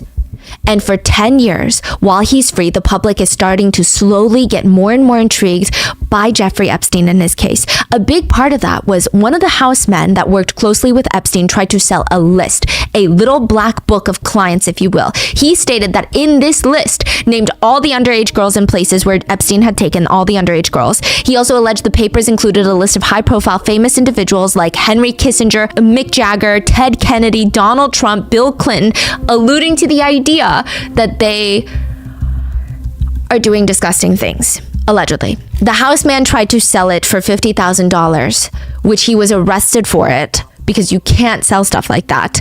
And he got 18 months in prison. Ironically, the same amount of time that Epstein got for his crimes. Insane.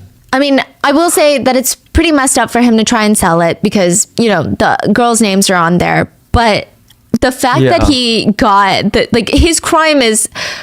It's hard. Yeah. Wow. And all of this would happen until almost exactly 10 years later, Jeffrey Epstein would be found dead in his prison cell.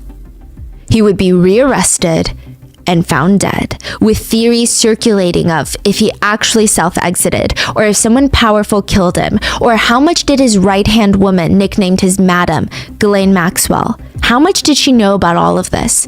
How much was she involved? Ghislaine Maxwell, the link in all of this, that is, she's still very much alive, and apparently she's writing a tell-all book in prison right now, and she is a fascinating character. Some victims seem to hate her more than they hate Jeffrey Epstein. And we will be getting into Ghislaine Maxwell and more on the island, the Island, on Sunday's episode. So in a few days, we're going to be covering the crimes of Epstein's Island, more victim stories on how they were, quote, trained on the island, what happens when you try to escape the island, and how Ghislaine Maxwell was Jeffrey Epstein's secret weapon. So stay tuned for part 2. Please stay safe, and I will see you guys on Sunday. Bye. One day before Nancy Guthrie sits down for her last known dinner, the DOJ releases the largest single dump of documents in the history of the Jeffrey Epstein case. Over 3.5 million pages, more than 2,000 videos, approximately 180,000 images, and then a little over 24 hours later, a woman named Nancy Guthrie vanishes in a way that nobody has ever seen before in any similar case. This is not an elderly woman that is suffering from dementia that wandered outside. Her doorbell camera was forcibly ripped off the front door. There were blood droplets left on her front porch. The mainstream media news outlets keep saying that it must be the work of an amateur, and yet we're a month and a half in and nobody has seen Nancy Guthrie. There were ransom notes sent to major media publications, and the timing starts becoming the main focus here. The largest dump of Epstein files to date drops, and then a journalist's mother just vanishes. The internet starts connecting the dots. We don't know if there are even dots to connect or the connections are worthy of anything, but it is interesting to note. Some people on Reddit have just quietly wondered. It's a weird feeling that they get about this Guthrie case. They see it all over mainstream media, and all these news networks are saying this is the case that the world is captivated by, that the entire nation cannot look away from. Everybody is overly invested in this case. And normally when major news networks say something like that, it's partly because it's true. But a lot of people say on Reddit, I don't know anyone that's personally been following the case. Everybody's heard of it because it's just like shoved in our faces by every major news publication, but nobody's really following it. Nobody's really overly invested. They're not trying to be internet sleuths. A lot of people say, I have friends who are very into active true crime cases, and they're not really following the Nancy Guthrie case. These are people on Reddit. So they're wondering, are we just meant to believe that this is the only thing that Americans are thinking about, interested in, talking about? Or is it something deeper? Some netizens think so. September 20th, 2019, a Dateline special that has since been described as being historic goes live. It is Virginia Giuffre's very first ever televised interview. She's filed court documents, she's given depositions. She has never gone on camera before to talk about what happened to her by Epstein. She's sitting in front of an NBC journalist sharing her story, and this is the first time that she's publicly stating that she was even trafficked to a prince. This is the interview that causes Prince Andrew, former Prince Andrew, to give his own disastrous interview to the BBC where he just like digs his own grave and he says, I don't even know how to sweat. I have a condition where I can no longer sweat. She was very specific about that night. She described dancing with you and you profusely sweating, and that she went on to have bath, possibly. There's a slight problem with the sweating because I have a peculiar medical condition, which is that I don't sweat, or I didn't sweat at the time, because I had suffered what I would describe as an overdose of adrenaline in the Falklands War when I was shot at. It was almost impossible for me to sweat. But it's not just Virginia Giuffre. There are 6 survivors in total that tell NBC journalists what happened to them, including Shantae Davies. She's been pictured with Bill Clinton. She was giving him a back massage, neck massage in the airport. Wow. Oh, okay. They all open up to NBC journalist Savannah Guthrie about what Epstein did to them. This was essentially the first time Epstein survivors were given a national platform so that the world could finally listen. They failed us before. Don't fail us again. Exactly. That's all we're asking. Take us serious. We matter. Savannah Guthrie conducted the very first exclusive televised interviews with Virginia Giuffre and other Epstein survivors. And it's clear that even the FBI was made aware of it. So they have internal emails between multiple different departments within the FBI and other federal organizations where they're just trying to give each other heads up on any major publications. Because the idea being there might be questions for comment. Interesting. Someone's going to see it, a journalist is going to ask you, they're going to email you. You should at least know that this was produced and released on air. The internal email reads, quote, "I just wanted to give you a heads up. She's done another interview with Savannah Guthrie. In it, she says the following. 1, she was interviewed by the FBI in 2011. In the interview, she gave the names of all the girls she helped to traffic. 2, she was also interviewed by SDNY. 3, 2 other women also tell DOJ that Epstein specifically trafficked them to other men. 4, there are cameras in the New York City house and others where he could watch people in bathrooms and elsewhere. They plan to air it on, quote, today and this Friday's, quote, Dateline. Hope that's helpful." These emails are not, they're just a matter of routine. There's no sinister language. They're not incriminating. Nothing in the emails would suggest that the FBI is like, we can't let this air. We got to shut Savannah Guthrie up. Like, there's nothing like that. It's just nothing is being monitored, even in an abnormal way. But the emails do exist. Netizens have further dug up more connections. Michael Feldman, Savannah Guthrie's husband, was the deputy director of legislative affairs for Al Gore. Al Gore was Bill Clinton's vice president. Wow. Michael Feldman has since gone on to create a communications public affairs firm. A lot of people call it like a crisis situation firm, along with other key members from the Clinton administration.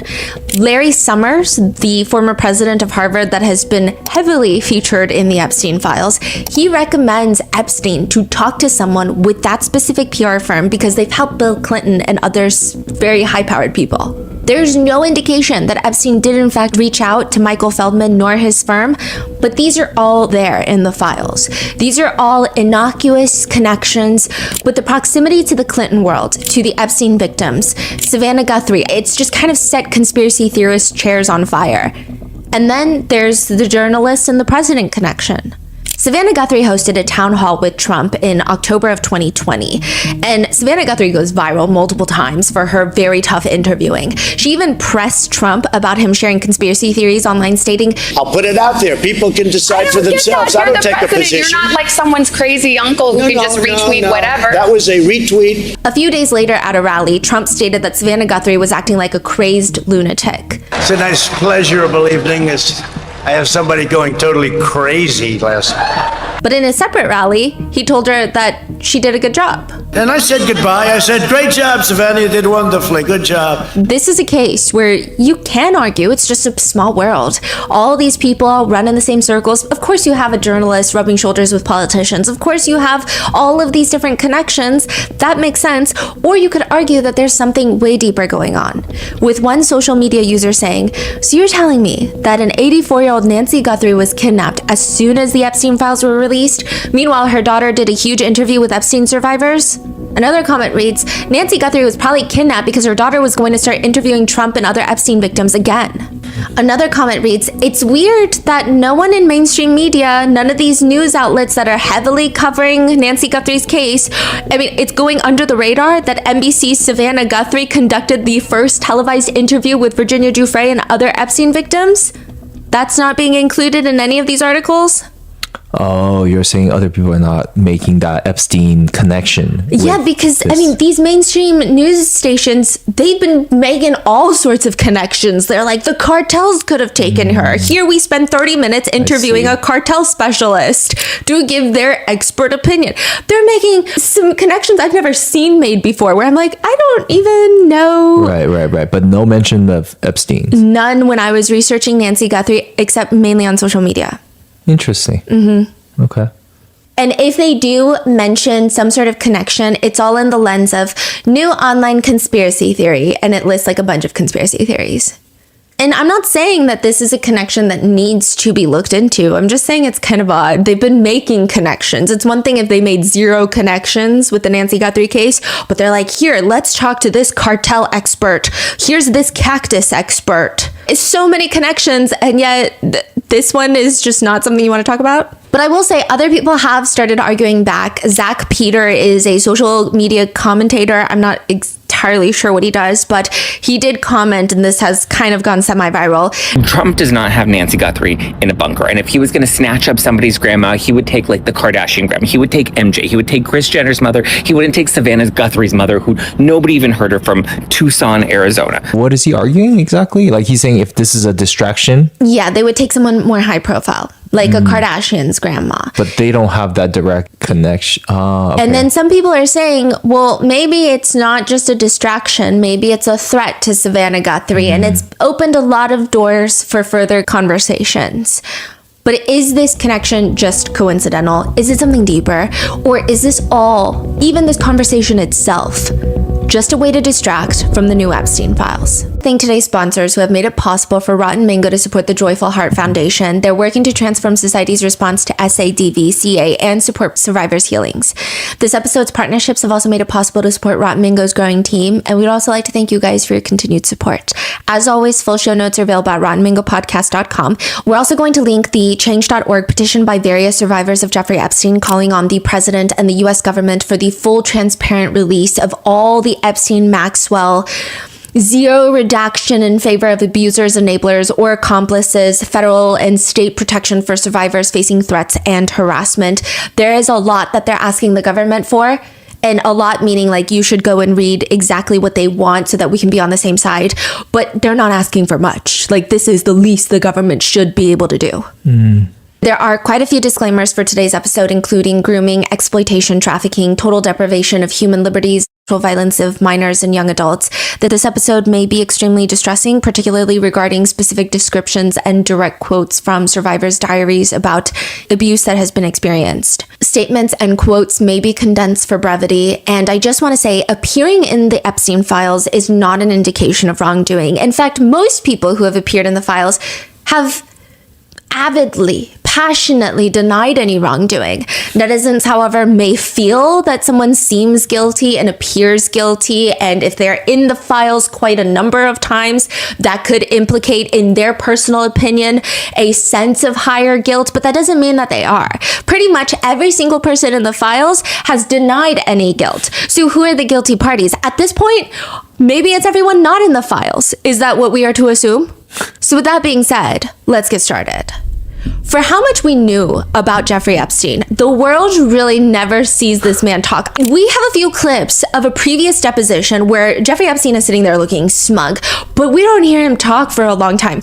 Jeffrey Epstein. Even when reading thousands upon thousands of emails, you don't even necessarily have his voice reading it out loud in your head. You know, when you hear someone's voice multiple times and then you read something that they allegedly wrote, it's very clear. You can hear them. I did not hear that with Epstein. But in the recent Epstein file dump, there is an Epstein interview, unreleased. It's a 2-hour video, him sitting, facing the camera, answering questions about his crimes. It's not an interrogation. It's not even a deposition. It is an interview with Steve Bannon. Okay, this episode, if I were to give you the context of every single person and every single thing and how they're connected to Epstein, it would take 25 years. I just want to say we have 2 separate collections of videos, one that was done years ago on the Epstein case, giving you a general overview, and then one that was done more recently with all of the Epstein drops, with Steve Bannon heavily included. And then if you haven't seen the Nancy Guthrie video, you should go watch that one previously. But he's sitting down with Steve Bannon, and this is an Epstein legacy project.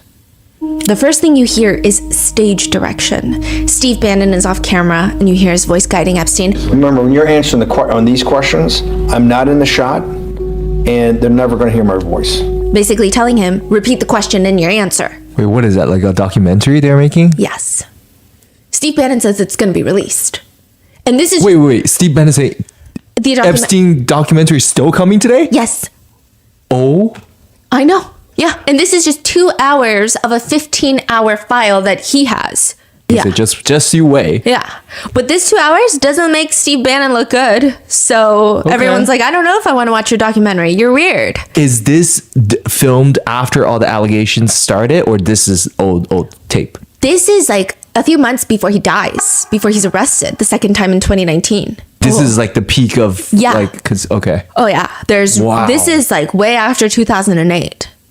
Okay. So he's telling Epstein, and Epstein is just like, oh, okay. And just like that, just unceremoniously, the interview begins. It's clear the footage is going to be part of the documentary, and Epstein is heavily going to be involved.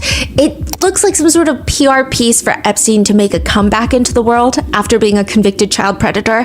But it's before the color grading and the edits. Steve Bannon, of course, has saying up and down that anything you see in this video is not really a good representation of his relationship with Epstein, because of course he's being nice to Epstein because he's trying to build rapport and build his trust so he can make an explosive documentary on him. That's Steve Bannon. Steve Bannon is a high-powered political advisor that has probably worked with he worked very closely with Trump. He did go to jail for the January 6th insurrection. That was like a whole thing. He was trying to be a martyr afterwards. It was just bizarre. Like, this man is very, very bizarre. And then he's like besties with Epstein. But he's not like a film director or anything. This is not his line of work. Not that I know of. Okay. So yeah, not that I know of. There was actually a documentary made on him. But I mean, if he is, not a good one because we've never heard of him. Interesting. Yes. I honestly don't know what it is he actually does at all. I mean, he's got lots of cool titles on his resume, I'm sure, but I don't know what this man is about. I don't know what this is.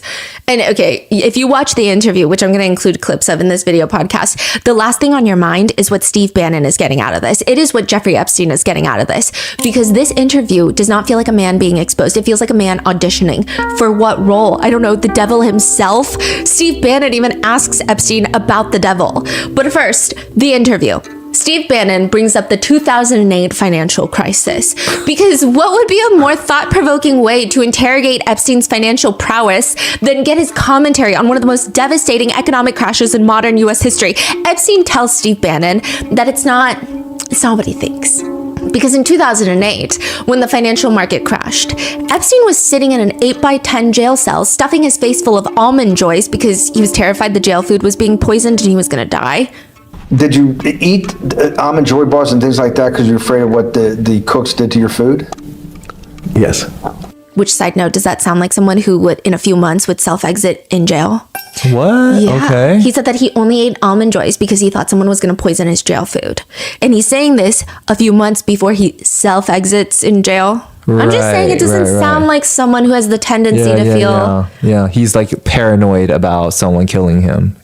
He's sitting in solitary confinement, and Steve Bannon, he does not look disappointed. He's giddy. Oh, this is going to be so amazing. That's going to be so amazing. He has Epstein reintroduce it so they can take out Steve Bannon's voice later. He's like, say it again. Tell me again. Start from the beginning. Steve Bannon is delighted. Financial mastermind in a cage, unable to save the world during the greatest financial catastrophe in a generation. That's the image in Steve Bannon's mind. And it gets better for Bannon. Epstein tells him, because they don't have the Wall Street Journal in jail, how he found out about the crash was he had a guard come up to his cell, and the guard was like, psst, I'm really worried about my pension. What do I do?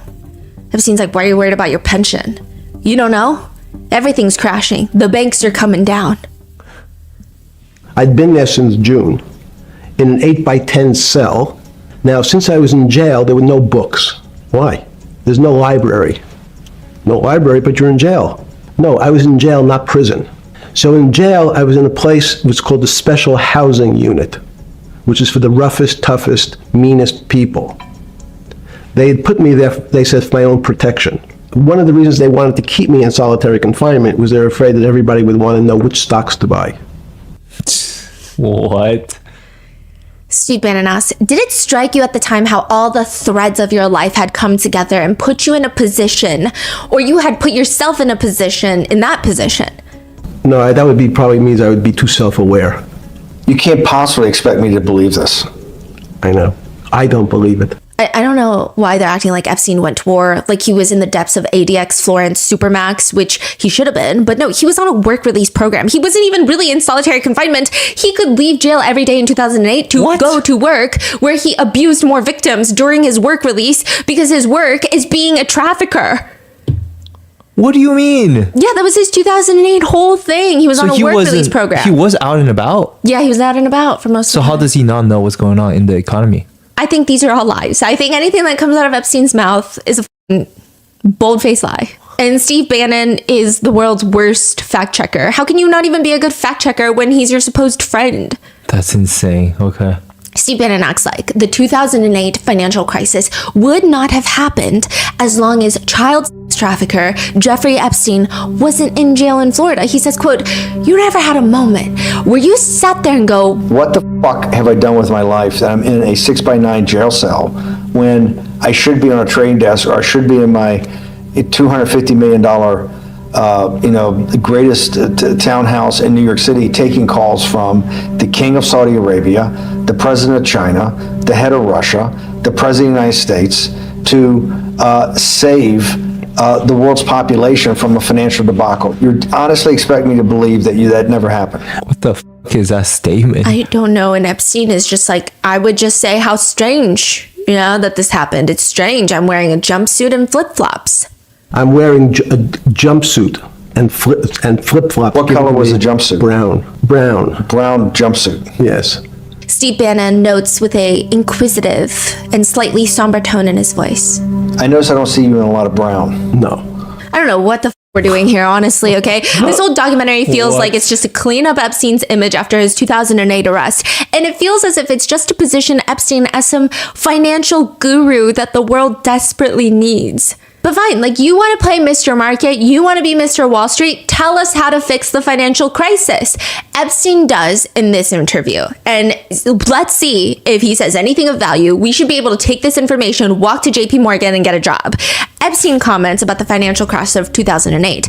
You can't think about it like your car. People in normal walks of life think about money and things as a machine. And unfortunately, so if your car breaks, cars are always easy to fix. My jets, my cars, if it breaks, I know it can be fixed because it simply follows the same pattern. If this part breaks, you replace the part and the thing works again. People and the financial system are not machines.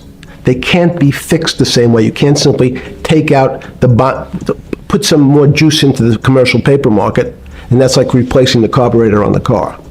It's much more, I have a patient who can't breathe, has a stomach problem, can't see, looks bleeding at the same time. What do I do first? I have to think about it as a system. Where's the most logical place? What's the most dangerous place? If your heart stopped, we have to start your heart again. In the equivalent to the money market, why do I have to start your heart again? I need to get your blood flowing. If your blood stops, you're dead. If liquidity, which is the equivalent of blood in the financial system, dries up. Once liquidity is basically cash, putting cash into the Forget system. about what it is. Okay. Okay. Liquidity is liquidity. It's the blood of the economy. You need to pump blood hard into the body of the economy to keep it. There's no information on how the market actually works. There's no real information on how Epstein even acquired wealth to begin with. But Steve Bannon maybe got hit on the head with a coconut from a coconut tree. He asks Epstein, just off the top of your head, can you list any guys who know the financial market better than you do? Hate him or love him, Jamie Dimon, the head of BlackRock, anybody? There must be. But it doesn't come to the top of the head. No. Okay, fine. But here's the catch. The only reason that Epstein was able to become so wealthy and become so interconnected with heads of states and billionaires and tech founders, it's not because of the trafficking or the island or Lolita Express. It's because everyone else in the room is dumb. That's what he's trying to say. This is like quintessential two bros in a podcast. He's like trying to explain, let me show you what I know that even the president doesn't know. And that's why the president wants to hang out with me. Bannon Bank, I give you $1, just one single dollar. In our system of banking, I would say, okay, Steve, I gave you $1. How much could you lend out to your friends? Your natural reaction would be probably something less than $1 because I want to keep something in my pocket. The way our system works is if you as a bank are holding my dollar, you can lend out an additional $8 or $9. No, it's impossible. I only have $1, Jeffrey. We have something called fractionalized reserves, which is if you have 1, you can lend out 9. That's the way our system works. And so not only do world leaders not understand banking, but the man on the street, my father who worked in the park department, it would be beyond his imagination that people could lend out more money than they actually had in their pocket. Next question. He also says he's not impressed meeting world leaders because, quote, No, I'm not wowed by people of position. I'm wowed by people of great ideas. whatever Epstein is doing in this interview, self-reflection is not part of the plan. What is part of the plan does become clear later. It's clear that Epstein wants the world to see him as mostly harmless. A mind ahead of his time. Maybe he's too eccentric to be bound by the dimensions of human laws, courtesy of Nicole Daedone. Steve Bannon asks Epstein, what are you, a class 3 sexual predator? Tier 1. Was tier 1's the highest and worst? No, so I'm The lowest? I'm the lowest. You're the lowest. Okay, tier 1, you're the lowest. Jeffrey Epstein is wrong, or he's lying. I opt for the latter. New York's Offender Registration Act classifies Tier 1 as the lowest risk, which is technically what he says, but Epstein was classified as level 3 offender in the state of New York, which is the highest, most dangerous tier. In fact, something totally bizarre happened. A Manhattan prosecutor asked the judge to bump Epstein down from Tier 3 to Tier 1 because his crimes were committed all the way in Florida. This is ADA Jennifer Gaffney, by the way, who was the deputy chief of crimes in the Manhattan DA's office. Even the judge was confused. The judge was alarmed, flabbergasted. Did the prosecutor suffer a major brain injury on the way to work? They state in open court, the judge does. I have never seen the prosecutor's office do anything like this. To help them. Yeah, I have done so many cases, much less troubling than this one, where prosecutors would never make a downward argument like this. I don't think you did much of an investigation here. I'm quite frankly shocked. That is so sus. Mm-hmm. That's fucking crazy. Exactly. The judge denied the request, and Jeffrey Epstein remained a Tier 3 offender in the state of New York, which is neither a Tier 1 offender, nor is it the lowest risk offender. But Steve Bannon is not a fact checker. He lets Epstein right off into the sunset, trying to present himself as a mostly harmless child sex trafficker. Epstein says that while former world leaders like Bill Clinton have long biographies, he just thinks of himself as Jeffrey Epstein, just a good kid. There's also just some random bizarre moments from the interview, if you will. Bannon asks him if he considers himself a stoic, to which he responds, "No, I consider myself a hermit. Stoics are not very happy." At one point, his phone rings and the producers tell him to turn the sound off and then flip the phone face down. Steve Bannon comments, yeah, because who knows what the comes up on that phone. Yeah, who knows what the comes up on that phone. That's correct. Then they're later talking about how funny something is, and Steve Bannon says, "Is there anything funnier than that? It's black humor." I think he means dark humor, but he's Steve Bannon, so I don't know. I hate him. Whatever. I don't think that he thinks much, but Epstein comments, "I don't make any black comments." That's right. You're too wrapped up in the Me Too movement. No, For black humor, I don't make any black comments. Sorry. That's right. You're too wrapped up in the Me Too movement. Yes. And then, kind of unprompted, Jeffrey Epstein hits everyone with a, There's this argument that I reject that black people are less intelligent than white people. It's not true. We know, for example, that if I was in the forest and I had to run from the lion or figure out a way not to be eaten, and my competition is a local African, I'm the one who's getting eaten because they have the intelligence to deal with their local environment. So it's just different. It's not better, it's not worse, but there's many differences amongst different types of people. And so people have different intelligences, and they excel in some intelligences usually, and less so in others. It's freaking crazy. Which is a very roundabout way to be racist. He says that kids also shouldn't necessarily be taught how to write because writing forces linear and narrow patterns of thinking. You have to write in a certain form, in a certain way, in a certain linear pattern, is what he says. Which maybe, I guess, explains his psychosis-inducing grammar in his emails. Steve Bannon says to Epstein that there is something deeply f***ed up with you. There's something deeply f***ed up with you. At least something. And netizens have commented on this interview that Steve Bannon somehow manages to be the most annoying person in the room, where the only other person in the room is Jeffrey f***ing Epstein. Other comments read, plot twist, this video was recorded this week and not before he dies.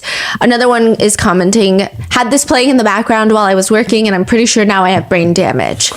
But Steve Bannon, he continues. He asks Jeffrey Epstein, let's go back to human life. So you see, this is the question. You're asking me to measure something again. It's the They disease. can't be measured. You just hate making commitments. That's why I'm not married. I'm peeling this onion back a layer at a time. All your bullshit and happy target can't be measured like that. Is that to say measure it's a commitment. You don't even like a commitment when you answer a question. I don't As know. they say in golf, commit to the shot. I don't know what it means to be measured. Epstein talks about how Schrodinger was trying to figure out the difference between things that are alive and things that are dead. He says, The answer is no. The things that are alive in my world are miracles. Not magic. Magic has a bad connotation, We trying don't to hide believe in things. you don't believe in the spirit or the soul. That's what animates people, is your spirit or your soul. That's No. what. Have you ever seen someone die? When they die, their spirit leaves. Their soul leaves, no question. So in There's fact, no question to you. About no that. question. Even Because during people would normally think you were soulless. So Thank you. Describe for me what you mean by that. What do you mean by soul? What do you mean soul different than the physical analog body that we're seeing on film right now? it's difficult to describe in words. I mean, I'm not a poet. Poems get a little closer to what that really means. But even the concept of what is life becomes complicated when you deal with plants and seeds. Is a seed alive? I don't know. Certain people would say, no, it's dead. When you're a banana, one of my favorite examples is the banana that's sitting on the countertop in your kitchen today. Is it alive or dead? Your banana is alive. That banana is breathing. It's on your... You say, that's impossible, Jeffrey. No, it's not. Is the banana conscious? All these are words. So everyone's trying to fit a very complicated concepts into a very small box called conscious or alive. These don't fit in that way. So if you put your banana in a bag and put another fruit in with it, the fruit ripens faster because the banana breathes with it. We don't understand most of those things. What do you think human life is? It's a miracle. It's a miracle. And when I say miracle, I can't explain it, and I make no attempt to explain it at the moment. We don't know how to think about it. he also reflects on how little science knows about romance. He says, quote, I don't know why I'm attracted to somebody. I don't know. People are attracted to each other, and everyone has the same feeling. They've seen someone walk in the room, and they say, oh, that person gives me a creepy feeling. He's talking that? yeah. Science doesn't describe what creepy feelings means. They just know it's a creepy feeling. He also rambles about how women have intuitive sense. Women have an intuitive sense. What is intuitive? They have intuition, they have feelings, and they're able to deal in the realm of things that men, especially men like myself, find unexplainable. Women have intuition, men see things a bit differently. Men want to measure everything. Women are not really that interested in measuring. He literally just did not want to measure anything. Okay. Women are not interested in measuring. But the interview ends where it was always going to go. Steve Bannon asks if it's okay. Epstein, a predator, is out here being a philanthropist. Epstein argues that his philanthropy has nothing to do with his character. I just asked a question. Is your money dirty money? No, it's not. So, in fact... Why is it not dirty money? Because I earned it. a heart. But you earned it. I earned it legally. We went back to this before. You earned Yes. it. You earned it advising the worst people in the world, right? That do enormous bad things, and just to make more money.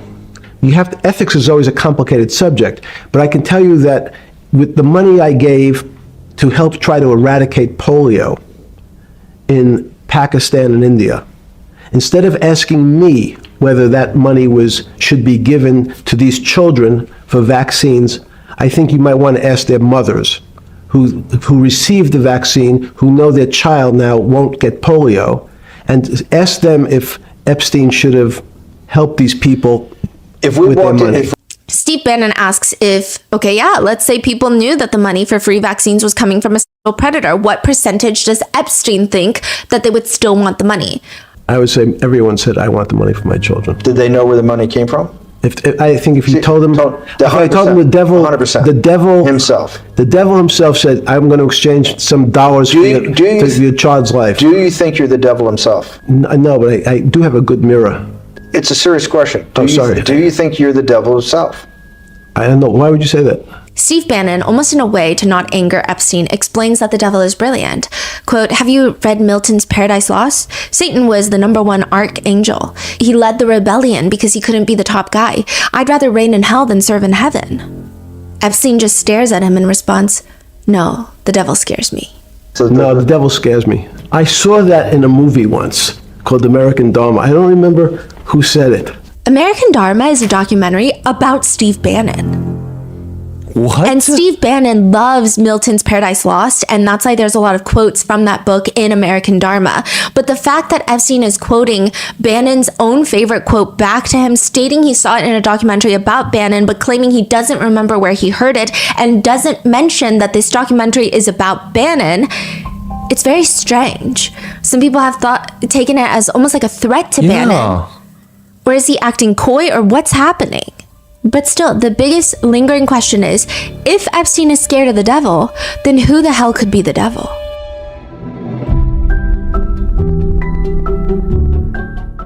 From radio silence directors Matt Bettinelli-Olpin and Tyler Gillette of Scream and Abigail fame, Ready or Not 2, Here I Come picks up exactly where the first film left off.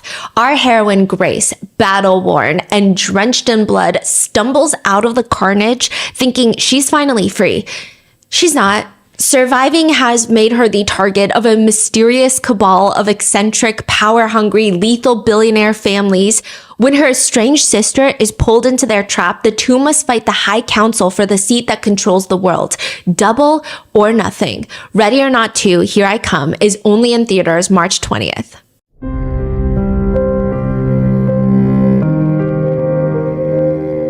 It's announced early into Nancy Guthrie's disappearance that the authorities are going to use a signal sniffer to see if they can find her.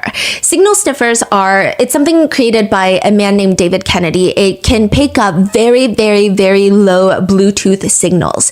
So you attach it to a drone, you send it off into the fields, and if you have anything that can have a Bluetooth signal, it can find it.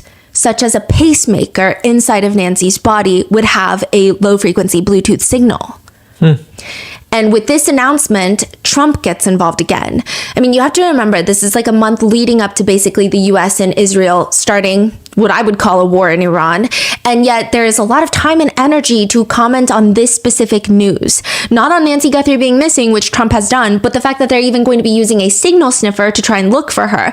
Trump states that he does not like this public revelation that signal sniffers are going to be used in the Nancy Guthrie case, stating, quote, I didn't like when they were talking about the going after the pacemaker and before they even started going after it, they're coming and reporting it. So if in fact they could do it that way, the person would say, well, I'm not going to let that happen, right? So bad things would happen if he's not going to let that happen. Basically a roundabout way of saying, what's the best way to turn off a pacemaker? But the president commenting on a case, wouldn't that just draw more attention to it? Trump has been personally getting involved along with the FBI director Kash Patel, and pretty much every single mainstream media news outlet was reporting on Nancy Guthrie's case. Many experts have stated that this public attention on the case, yes, it keeps it on the headlines. Yes, it keeps more people attuned to seeing if they can spot Nancy Guthrie somewhere and if they can spot the suspects in the Ring doorbell footage somewhere. But if this really is a ransom kidnapping case, the public attention can actually end up harming the case in a lot of ways, especially when the President of the United States, the FBI director are getting involved. But there were less eyebrows being raised with Kash Patel's overt involvement in Nancy Guthrie's case. A lot of people think it's very normal for Kash Patel to get involved because he is the director of the FBI, but I would like to say that I disagree, because when I was going through Kash Patel's very frequent posting on Twitter and social media platforms, he seems to have a tendency, and this is not like a factual observation, this is an anecdotal thing that I've experienced researching, is that he gets involved in all of the political crimes. You have people south of the border smuggling in drugs. He's going to be posting about it on X when they catch the criminals, right? Because that's part of the narrative of like, we want all the illegals out. Yeah. He actually got in quite a bit of trouble between many politicians for being too involved early on in releasing information that was likely inaccurate about the Charlie Kirk shooting that happened. So all of these are heavily political topics. Yeah. Nancy Guthrie is not political. But he's getting heavily involved. So it's very strange. I mean, the timing is odd.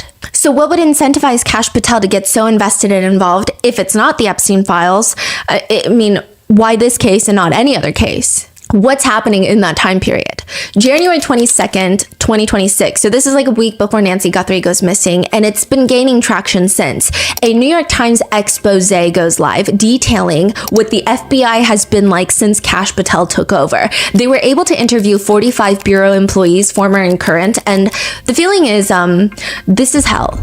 Hell is here. We're living in hell. That's the feeling of the article, the expose. The expose examines how Kash Patel was a former public defender who never worked for the FBI a day in his life and actually was quite the conspiracy theorist, evidenced by his far too many appearances on podcast. Kash Patel said that he wants to shut down the bureau headquarters and reopen it as a museum of the deep state. That's what he stated before he became the director. I'd shut down the FBI Hoover building on day one and reopening the next day as a museum of the deep state. He didn't do that, but he does indeed go get rid of the Bureau's top 6 executives, likely due to their connections and work prosecuting Trump. Interesting. The sentiment being is, if you were assigned to the January 6th investigation, because you don't get to pick cases in the Bureau, like these are agents that get assigned a case. A lot of agents said the sentiment inside the Bureau was that once Kash Patel took over, if you even touch the January 6th case, you might get fired just because you worked on that case. There were a lot of just bozo moments exposed in the article. One field office leader stated that they were shocked by Kash Patel's brain, stating, quote, Patel had his first director's call with the heads of all the field offices. He had no agenda, no organized thoughts, no strategy or leadership philosophy or priorities to share. I specifically remember him stating at one point, I don't read. He explained he doesn't read briefing materials. He apparently doesn't do calls either. So one agent states that typically there is a weekly meeting with all the leaders of the field offices on Wednesdays with the director of the FBI. But he stopped doing that, so things just kept getting dropped and missed, and because everyone's supposed to have their own individual calls with the director, but like that's a lot of things were not good. And this is an opinion, of course, but I think a Driscoll sweetest batch blueberry has a stronger work ethic than Kash Patel. Agents remember how he had to go to the Five Eyes conference, which is the intelligence alliance between the US, UK, Canada, Australia, and New Zealand.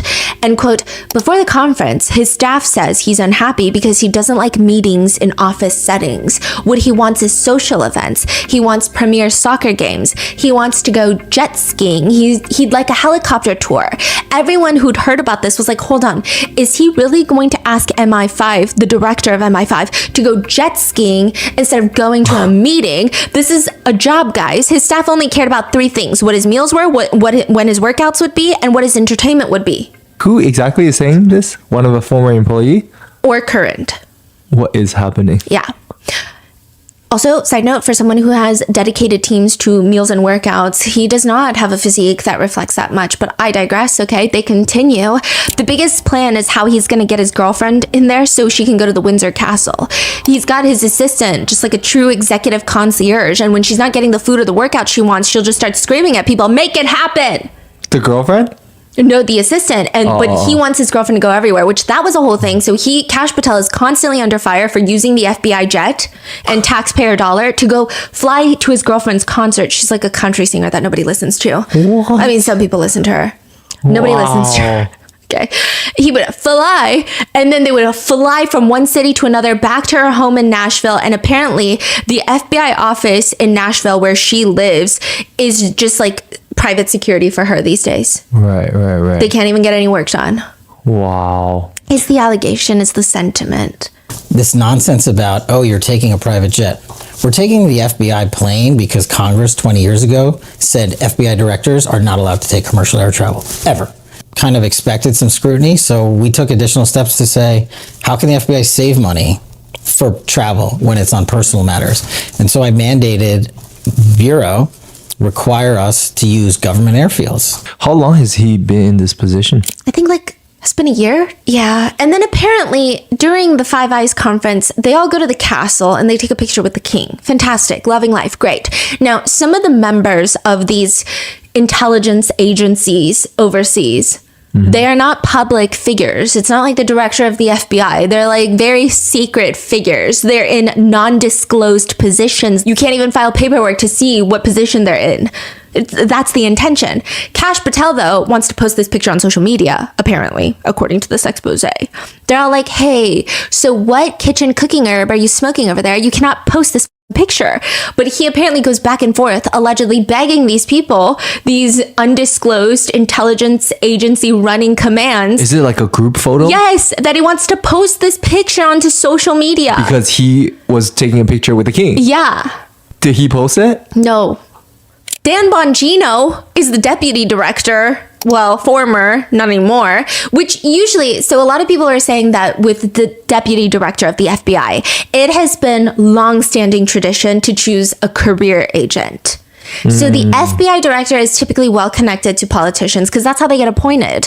But the deputy director, this is the second hand in charge, they've been in the bureau for probably their whole career.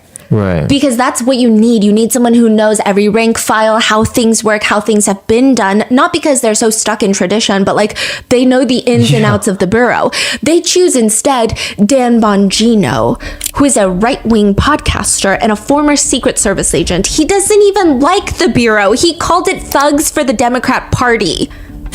One agent states that there was real concern in the bureau, stating, quote, we were going to have two people who, it would not be an exaggeration to say they were conspiracy theorists with very little experience in federal law enforcement. Wow. I will say the levels in government a male podcaster can get in this administration needs to be studied and then needs to be just like quickly stopped. One of the most notable things that he does once he's assigned, though, is Dan Bongino tries to create a new physical fitness test that is not backed by evidence or research. So he's like, I need all the bureau agents to be fit. He wanted to have equality for men and women in the sense that they would have to do the exact same number of pull-ups, which means a large number of probably more competent, very competent female agents and recruits would be lost. Valuable personnel would be lost because they can't do as many pull-ups as their male counterparts. That's crazy. Okay. Wow. So one agent stated to Bongino, and apparently, allegedly, Dan Bongino tells them, you can have the best female agent take down the biggest case in our history, but if on one ring door camera video, she's out of shape or overweight, that's going to be the story. The agent comments, he was worried about whether or not they'd look good on doorbell camera. He said it's the way these times are. I think that's the way you are. I don't think anyone else would have thought that. He has since stepped down as the FBI deputy director to go back to his podcast. He's also taken a role in the whole Epstein files, which both of them, before they held positions in the FBI, they kind of hinted on podcasts that they did not believe that Epstein self-exited. But Kash Patel, once he becomes the director, he states like, no, it was a self-exit. It was a self-exit. It's been reported by agents to the expose that there's too much commingling with DHS, the Department of Homeland Security, Fuck ICE, formerly run by Kristi Noem. She has since been fired, promoted, we don't know. She has a whole new position that was created just for her because the speculation by a lot of people is that if she were straight up fired, she would start singing like a little canary, so. You know, they were saying about Kristi Noem yesterday. I did the Super Bowl interview. Sir, are you going to relieve Kristi Noem of her duties? No.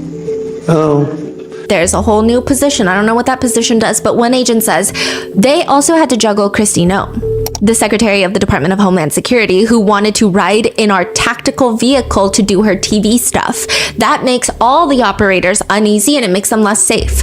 A lot of agents also said that the connection between the FBI and DHS was just not good. They say, quote, because FBI agents are posting up with Homeland Security, citizens think we're part of ICE, which disrupts other investigations. It used to be that you could sit in front of a house watching another house, and a lot of the time people were okay with that. They might help you. Now they're scared because they think you're ICE. Because nobody's really scared of the FBI. You know, like I would say I feel like I would be less scared to help an FBI agent than like even police officers is the sentiment that I'm trying to say. I don't know if there's I don't know if there's any fact to it, but because there's a lot of tension between citizens and police officers, citizens typically have a little more leeway with federal agents because they're not around a lot. Yeah, I get it. So the FBI agents say ICE, right? Yeah, exactly. That's exactly, yeah. Which, side note about ICE, they're stalking Reddit threads. Okay, this is like a side note. Ken Klippenstein, he was the one that released Luigi Mangioni's note, manifesto, whatever they wanted to call it, right?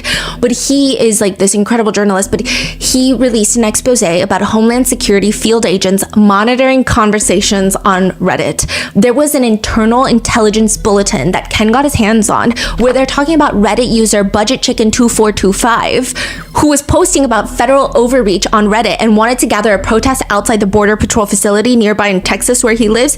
This is not a big call for a rally. This is not a big call for a revolution. The post just innocently reads, in light of today's events, I'm rallying people to support our rights and freedom, not just for ourselves, but for our neighbors, family, and community. We need volunteers to be witnesses and spread awareness. The more we are silent, the faster it'll come to us.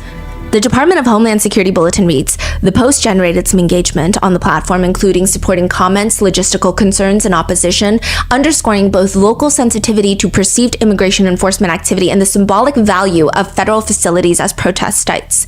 At the time of this assessment, there's no specific reporting indicating plans for violence against DHS personnel or facilities in connection with call to this protest. But the more alarming part is the bulletin goes on and states, they did like a digital footprint check of Budget Chicken 2425, listing that their favorite subreddits are r/Texas, r/movies, r/Stephen King, and I'm old. And even that gets specific, stating in the I'm old subreddit, he likes to reminisce about classic television productions like UBU Productions and Gracie Films. On r/Stephen King, he engages mostly with community posts about book collections. So they're stalking this online user. Who is not even, like, it's shocking because, I mean, do they monitor rapists like this online or child offenders who get released that just, quote, slip through the cracks? I didn't think so. So why are you, it's so bizarre. It's so scary. Yeah. Also, they're buying warehouses. Look into it. Look into it. DHS went through a whole buying spree where they secretly leased up a bunch of warehouses. There's one, I believe, in Georgia that they're trying to house like 10,000 detainees. So look up your local states, look up your local areas and see if there's like a warehouse that DHS has been secretly looking into buying or has already purchased. A lot of contracts were signed secretly, and they were doing this without much attention for the longest time. Damn. All near major cities. A lot of them are in very alarming spots, like next to preschools, church gatherings, like community centers where people will go to be safe. But anyway, back to the FBI. A lot of agents were saying they don't really do any crime solving, crime fighting anymore, or national security anymore. And they said that Pam Bondi, because you remember Pam Bondi and Kash Patel have some going on. So Kash Patel is the FBI director. Pam Bondi is the Attorney General of the United States. She accuses the New York field office of holding back documents in the Epstein case. Everyone's just trying to save their ass. Pam Bondi was like, I got the Epstein files on my desk. And then the administration was like, there's no files. Kash Patel was like, what files? What are we talking about? Pam Bondi is like, you guys are holding files. So it became this whole point your finger. They have beef with each other. Kash Patel then diverts a ton of agents to work on redactions for files. One agent says, a member of the redaction team asked me, because I'm a superior, can I not work on this anymore?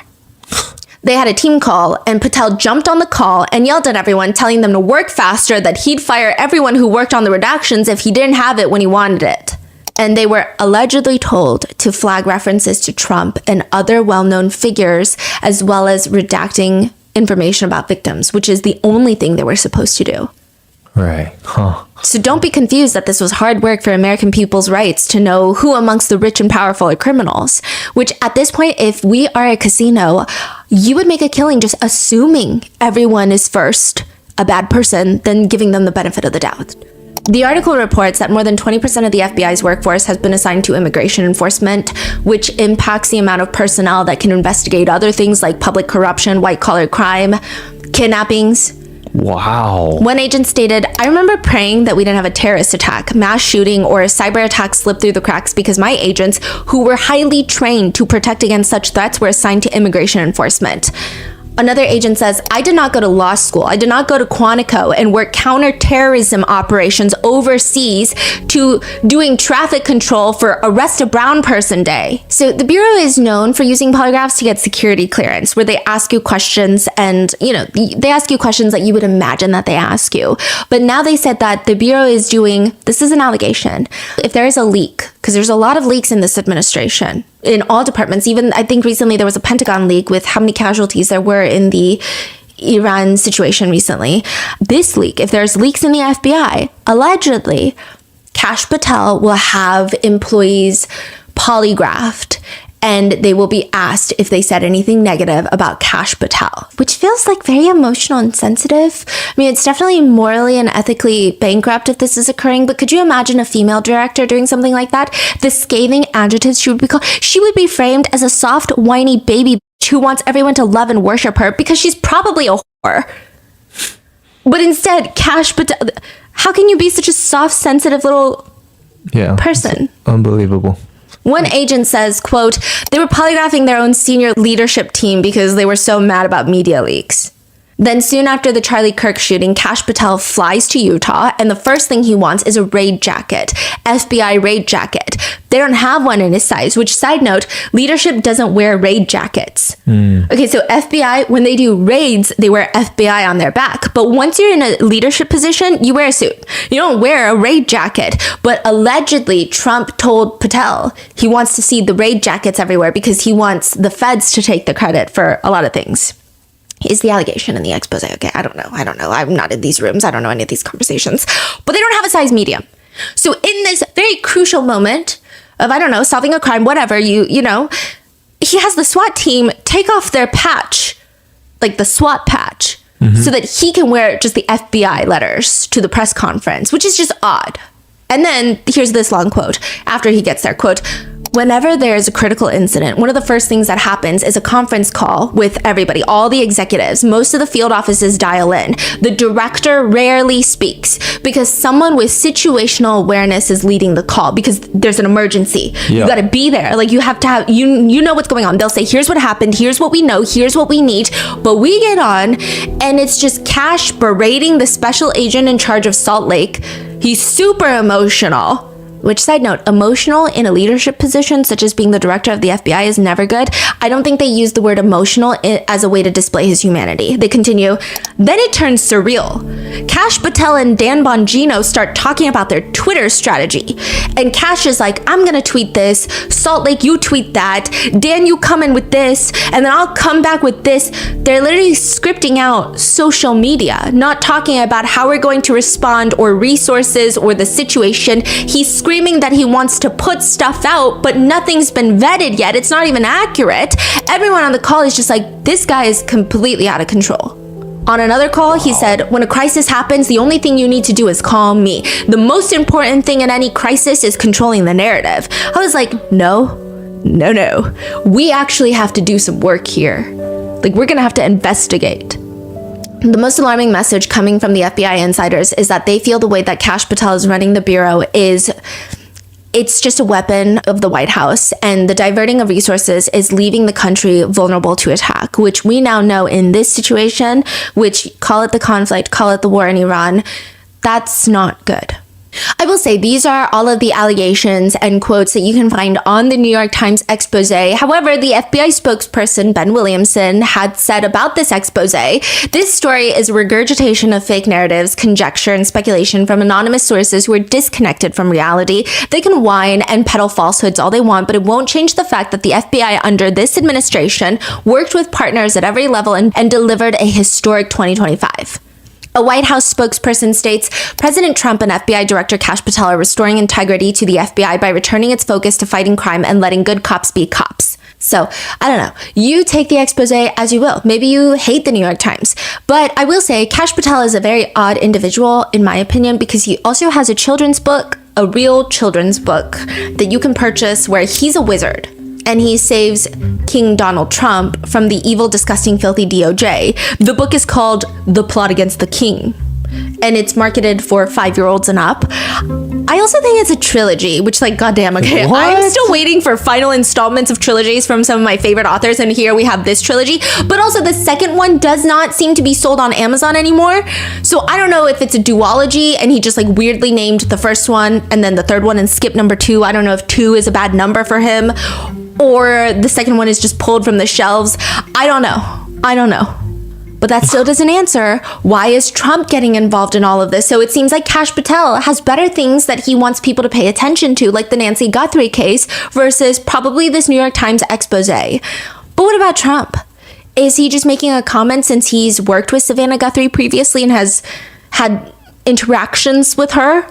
Is that why he wants to be of assistance? I mean, I guess you could say that. Or you could say that some people think that the idea of a disappearance being the only thing that the country wants to talk about could be a really good opportunity to not talk about other things.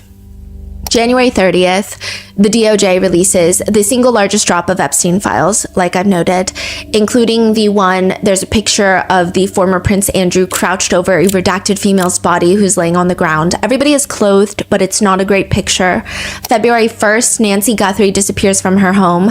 February 2nd, Epstein survivors are rightfully enraged and traumatized because the DOJ, who seems to have spent a ton of manpower to redact the names of high-powered businessmen and billionaires from their files, they have left a ton of documents unredacted that clearly show underage victims' names, personal information, and ways that people can find out where they are now.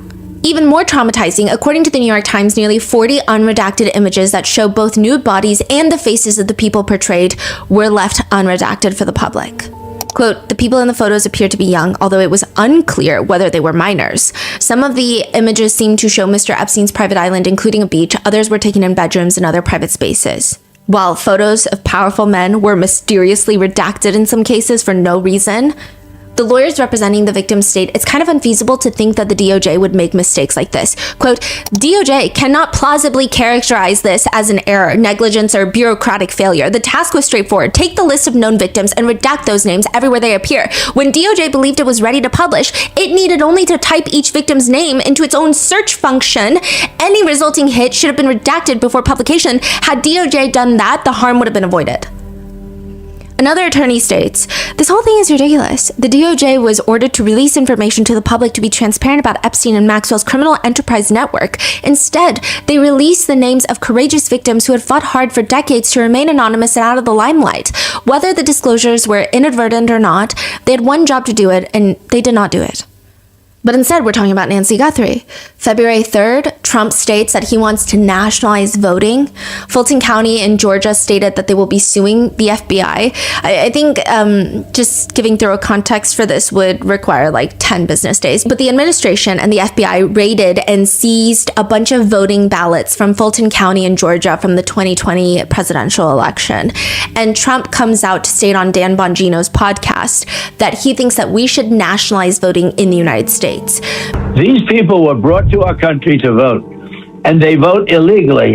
And amazing that the Republicans aren't tougher on it. The Republicans should say, we want to take over. We should take over the voting in at least 15 places. The Republicans ought to nationalize the voting. Because constitutionally, U.S. elections are governed by the state. He doesn't want that anymore. which is a huge cause for concern. He's saying it's because the election was stolen, but a lot of people are saying it's much harder to hack 50 systems than hack one system. And during all of this, Trump is interviewed and he says, speaking of Epstein, I will say this, a reporter named Wolf and Epstein conspired. This just came out yesterday in the millions of pages of documents, how crazy this is, conspired against me in order to fight like hell to make sure I lose the election. That's the only thing that was mentioned about me. Now, about Democrats, some really bad stuff, but about me, that Wolf, whoever Wolf is, he wrote a couple of books, and Epstein conspired against me. So that takes care of Epstein as far as Trump is concerned, but you got a lot of Democrats out there that are very much involved with Epstein. But I'll be honest with you got to get back to running the country too. And then he states that the reporter from CNN needs to smile more. And this is like in the Oval Office with a whole gaggle of press. What would you say to the survivors who feel You are the worst reporter. No wonder CNN has no ratings because of people like you. You know, she's a young woman. I don't think I've ever seen you smile. I've known you for 10 years. I don't think I've ever seen a smile on your face. I'm asking you about survivors. You know why you're not smiling? Because you know you're not telling the truth. She was asking him about Epstein survivors. So naturally, she was not smiling at the time. And many netizens feel that it's very odd for Trump to want the world to let go of the Epstein files and move on from it when they just released so much information, damning information against various people. So let's get into the latest drop of the files. I will say that this is not an all-encompassing video on the Epstein files because it's literally impossible. The Rotten Mango team is, at the very end of the day, I think we're super small team compared to any news network or even other podcasts. We're a very small team. I think you'd be shocked to see how intimate the core team is, and intimate being a nice way of saying small and very well caffeinated. I wish I could dedicate everyone to go through files because a lot of people have requested updates on the Epstein files, and we did our best to get through as much as possible. But with all the other cases that people have been requesting to be covered, especially the international ones that are less known about, we've been trying to work on everything at the same time. So this is not going to be like a comprehensive, exhaustive overview of everything that's been released, but I will try to keep giving you updates as we go. February 2026, former Prince Andrew Mountbatten Windsor is arrested on his 66th birthday. And after being in custody for 11 hours, I will say that he is released. King Charles has issued a very rare personal statement where he says in more words, "Let me state clearly, the law must take its course," which is a very kind way of saying, like, we're gonna let this happen. Whatever Andrew is gonna go through, he's gonna go through it. It is monumental, but also it can be more monumental because as of right now, he is under investigation, but he has not been charged nor exonerated. So while a lot of people in the UK, they want more and they want it more quickly, everyone in the US feels like if even a former prince can be detained, there can finally be some clarity. There can be some justice. How come it's not happening over here? A week after that, another arrest is made in the UK. Peter Mandelson. He's the former UK ambassador to the US. He was a key advisor for Prime Ministers Tony Blair and Gordon Brown. He's a Labour politician. Peter Mandelson is arrested on suspicion of misconduct in public office. His name comes up extensively in the files, nearly 6,000 times, and he's very close to Epstein. There's a photo of him in his undies, also found in the files. Doing what? Just hanging out.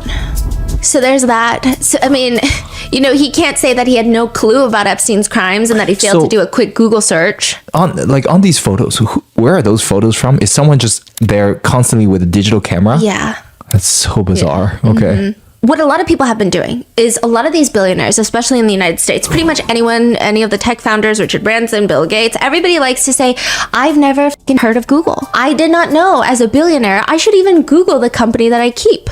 It doesn't make sense to anyone because even I meet someone new, I might Google them, especially if I know nothing about them. Mm-hmm. And if they're claiming to be a billionaire, I'm definitely going to Google them. Oh, you're saying they never Google Epstein. After 2008, we never really looked into, we didn't know his past. I just thought he was some rich guy. You're telling me that people like Bill Gates, Mark Zuckerberg, people who have bunkers are not security clearancing everyone in their path. Mark Zuckerberg is in there too? Well, he had a dinner. He was in the files. His name comes up a few times. His spokesperson has stated that it was just a dinner along with other like key investors and tech entrepreneurs. Elon Musk, like you're telling me these people don't Google people? Though Musk has not, I don't think that he said that he didn't Google.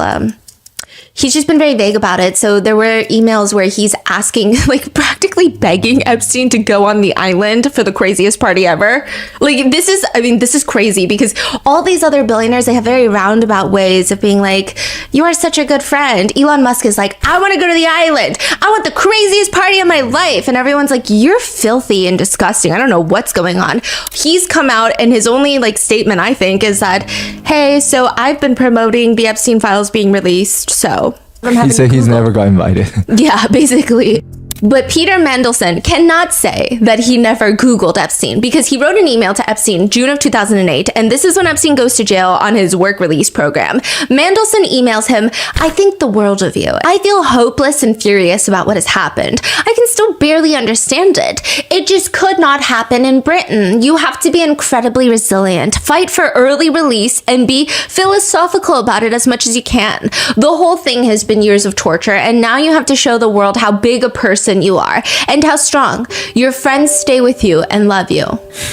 Then in Norway, you have the former Prime Minister of Norway, Jagland. I don't know if the J is pronounced like that there, but Jagland. And according to email correspondence, he arranged family visits to Epstein's residences in Paris, New York, Palm Beach. This is all after Epstein's 2008 conviction. And Jagland had a whole plan to take his entire family to Epstein's island, but it was canceled because Epstein was sick. There are so many people in the files that have come out and they're like, hey, you guys are wrong. I've never been to the island. And then the emails get released and it's always Epstein canceling on them. And they're trying to go to the island. That's crazy.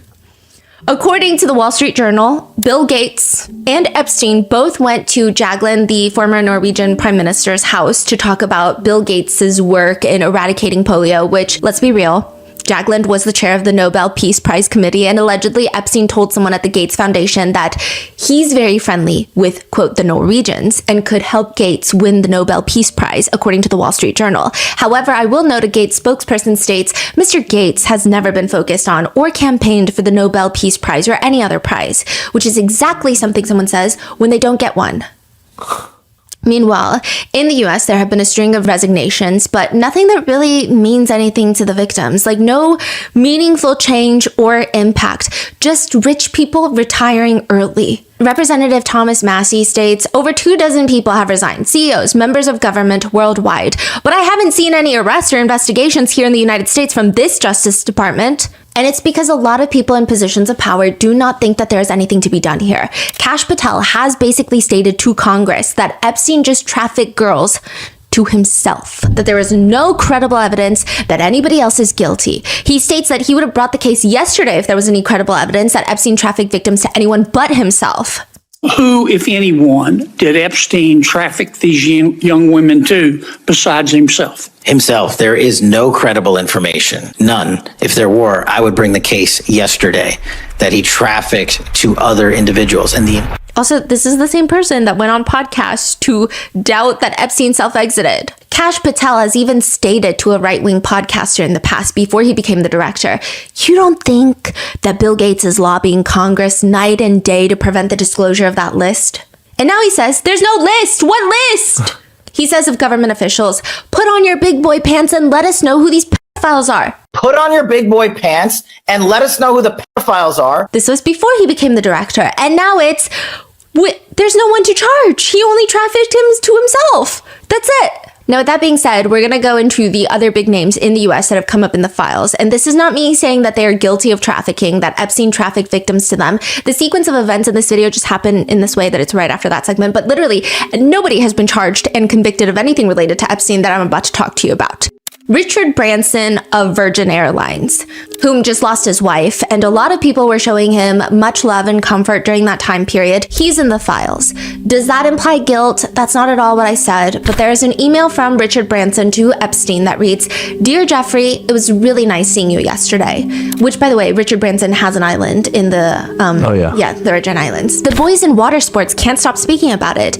Anytime you're in the area, would love to see you, as long as you bring your harem. What? Then 5 bullet points. I think if Bill Gates was willing to say that you've been a brilliant advisor to him, that you slipped up so many years ago by sleeping with a 17-and-a-half-year-old woman and were punished for it, you've more than learned your lesson and have done nothing that's against the law since. And yes, as a single man, you seem to have a penchant for women, but there's nothing wrong with that. Anyway, something along those lines. 2, 20th September. Sadly, I'm in the UK that week. 3, I'll copy Peter Norris. Is there a similar transaction you'd recommend today? 4, we definitely should be using all the information we gain worldwide to trade currencies and trade oil. If you find anybody you recommend for us, that would be great, but I'll start looking. Again, I'll copy Peter Norris.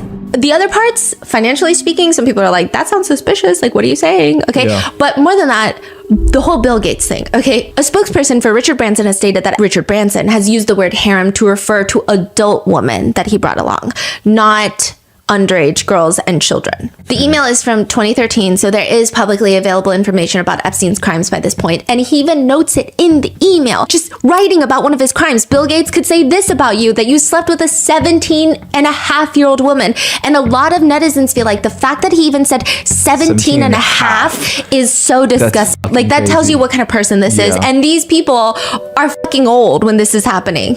Bill Gates has obviously been heavily in the news for the allegations that he contracted an STI from a Russian woman that he was having an affair with and wanted to get meds for himself and meds to secretly give to his then wife, Melinda Gates. He has denied those allegations. And he's been in the news for... What do you mean he denied those allegations? Wasn't that email? Oh, okay. So I'm going to explain it to you. It gets a little complicated, right?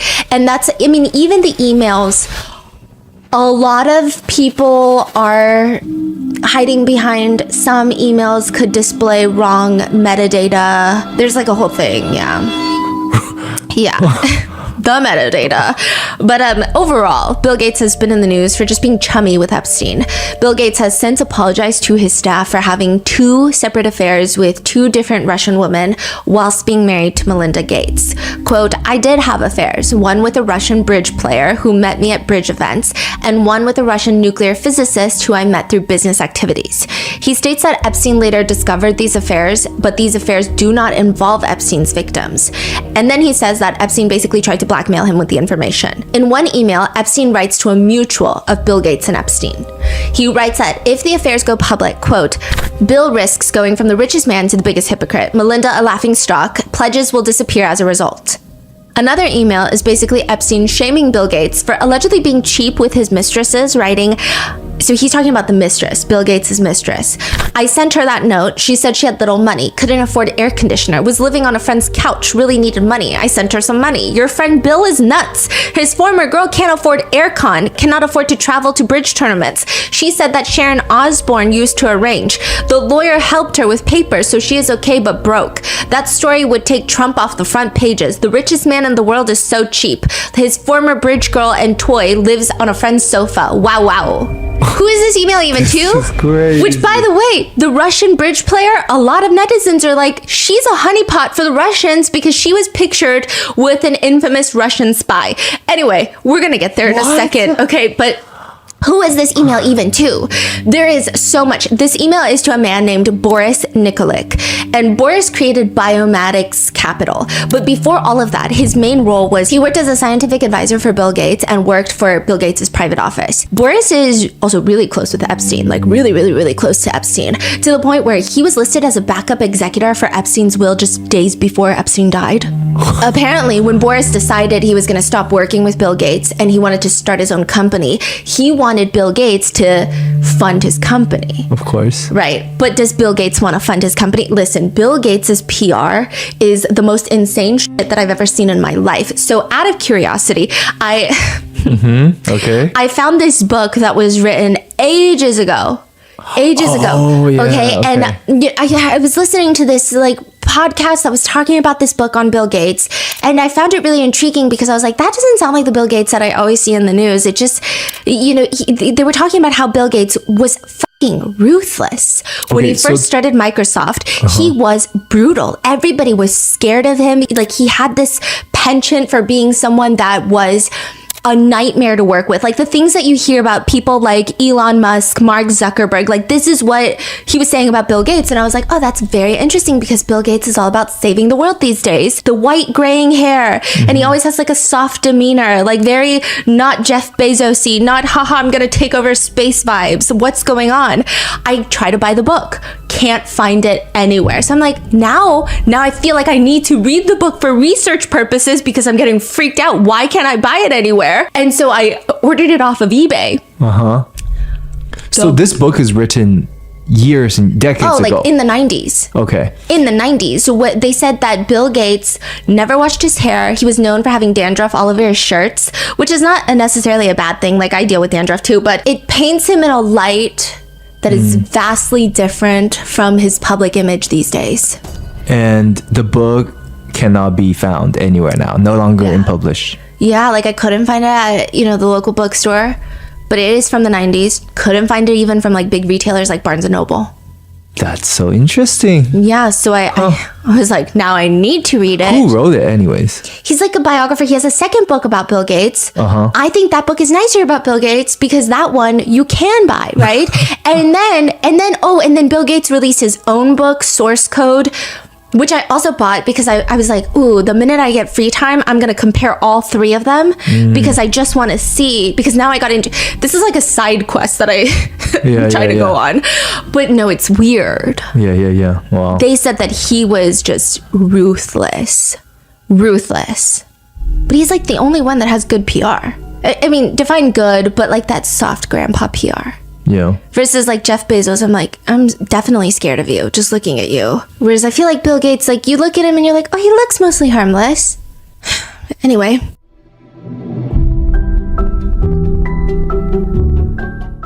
Something you may or may not know is that for a limited time, my husband and I were able to set up basically a pop-up shop online for my grandfather-in-law's artwork, all thanks to Shopify. A little backstory, Grandpa Mango's art studio was only up for a limited time, but he had spent his entire life painting traditional Chinese artwork and wanting to share it with the world. Thanks to Shopify, we were able to make one of his lifelong dreams come true. Shopify is the commerce platform behind millions of businesses around the world and 10% of all e-commerce in the US. On the business owner side, their website templates make it so incredibly easy to set up Grandpa Mango's studio. And whenever I'm on the customer side and I'm shopping online ready to check out and I see that purple shop pay button from Shopify, it saves me time and trouble. Most of the time my wallet will be across the house. I'm already settled in the bed. So this one-click checkout is amazing when I'm buying last-minute gifts or something that I know is going to sell out if I don't get it right away. Their purple shop pay button is why Shopify has the best converting checkout on the planet. I mean, I'm sure there are so many things that I bought because it had the purple shop pay button and I was just like, okay, why not? It'll be so easy.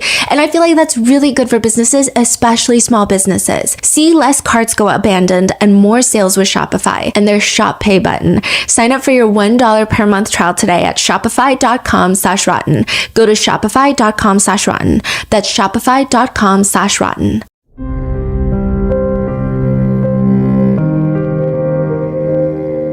Cooking can be a hit or miss in our kitchen, and every time there's a miss, that one aisle in the grocery store with all of those pre-prepared meals, it starts looking like a good idea. When I know it's not, I'll start looking, and I realize the ready-to-bake casserole feeds a family of 6. Meanwhile, it's just me and my husband, or just me sometimes. Suddenly, I'm looking at leftovers of the same thing over and over and again, and I just know it's gonna haunt me for days. Meal prepping has literally never been easier than with Factor. You get single-serve meals per person. Factor helps eliminate stress around cooking, planning, or cleanup. You can find dishes that fit your food preferences. So for example, I'm allergic to pork, so their vegetarian options or pork-free dishes are some of my reliable favorites. But my husband loves eating pork, so this is perfect for us. In addition to their perfect portion size, I love that Factor is so easy to heat up. I no longer have to think about grocery shopping, meal prepping, standing in front of the stove when I'm not in the mood to cook. Head to factor75.com or click the link below and use code ROTTEN50 off to get 50% off your first Factor box plus free breakfast for 1 year. That's code ROTTEN50 off at factor75.com to get 50% off plus free breakfast for 1 year. Offer only valid for new Factor customers with code and qualifying auto-renewing subscription purchase.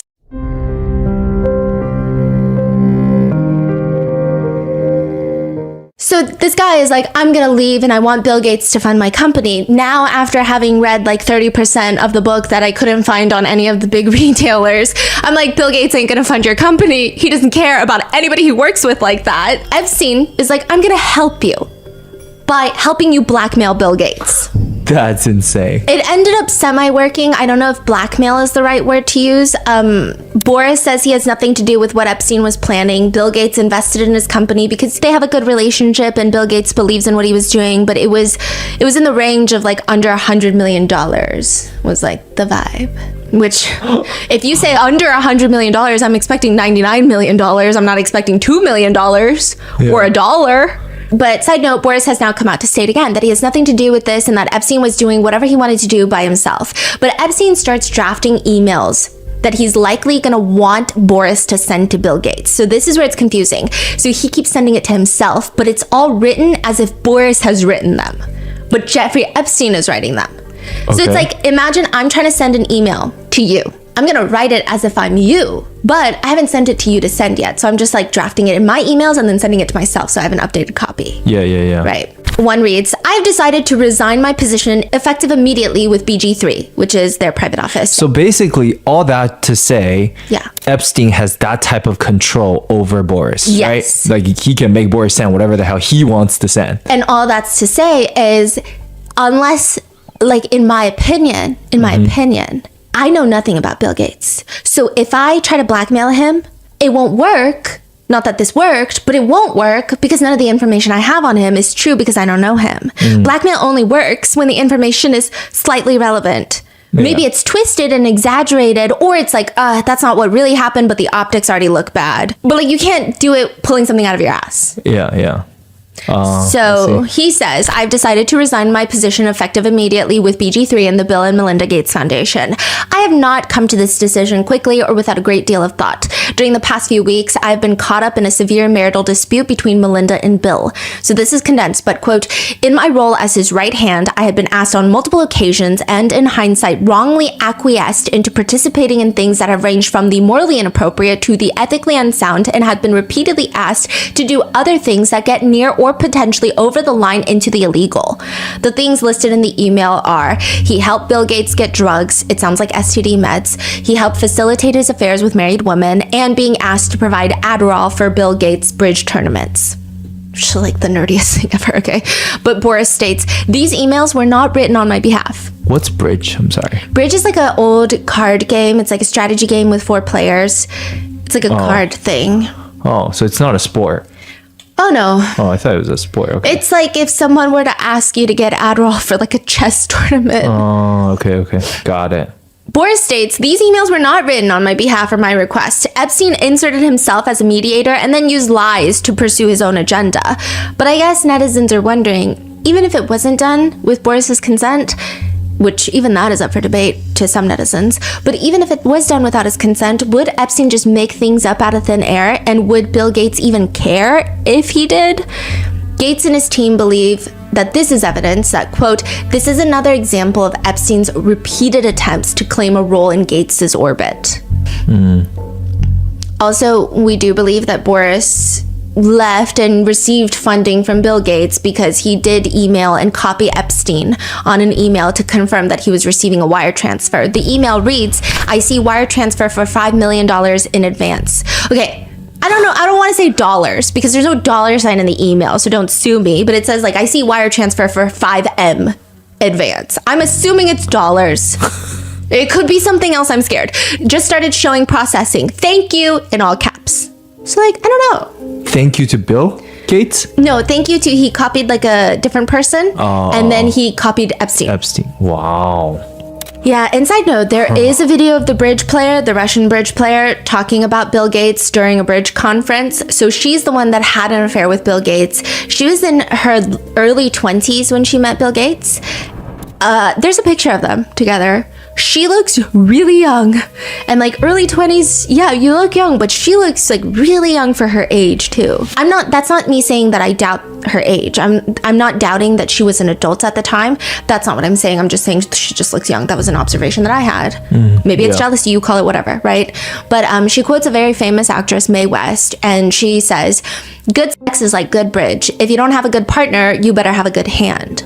Bridge like sex. If you don't have a good partner, you better have a good hand. And she shows a picture of her and Bill Gates, and she says that she had always had plans to meet Bill Gates. Nobody believed her. And to give you some context, Bill Gates and Warren Buffett are really big bridge players. Like, they've invested a lot of money into bridge tournaments. They go to bridge tournaments in like Washington, D.C. That's how they met. They will fund bridge tournaments for schools, local schools.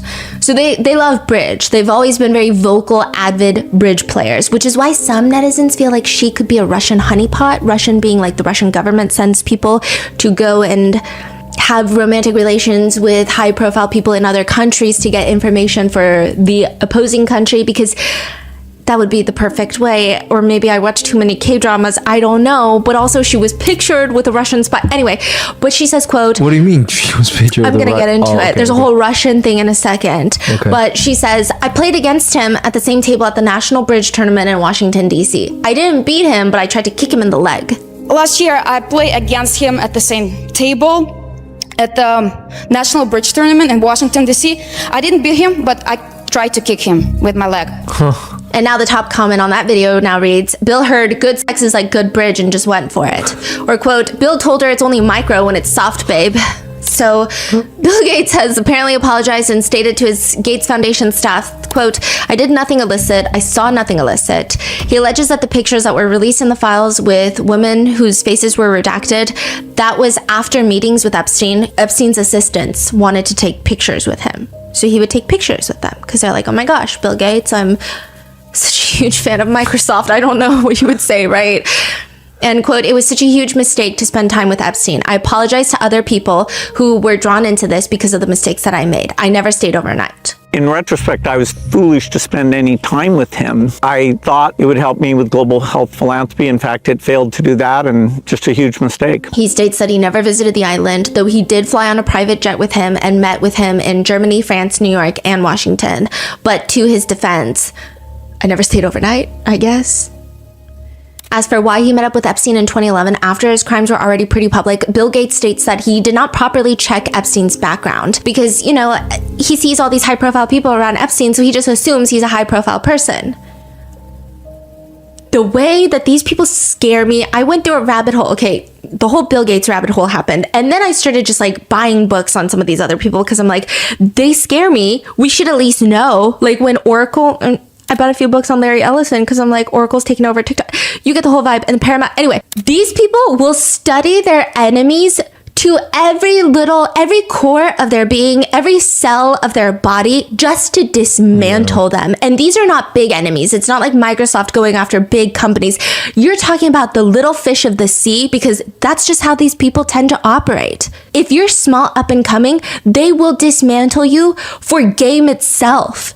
And you're telling me you never Googled Epstein? He says knowing what I know now, you know, makes it 100 times worse in terms of not only his crimes in the past, but now it's clear there was ongoing bad behavior. He says about Melinda Gates, to give her credit, she has always kind of been skeptical about the Epstein thing, which, like, yes, she has been, vocally so. It's not one thing, it was many things.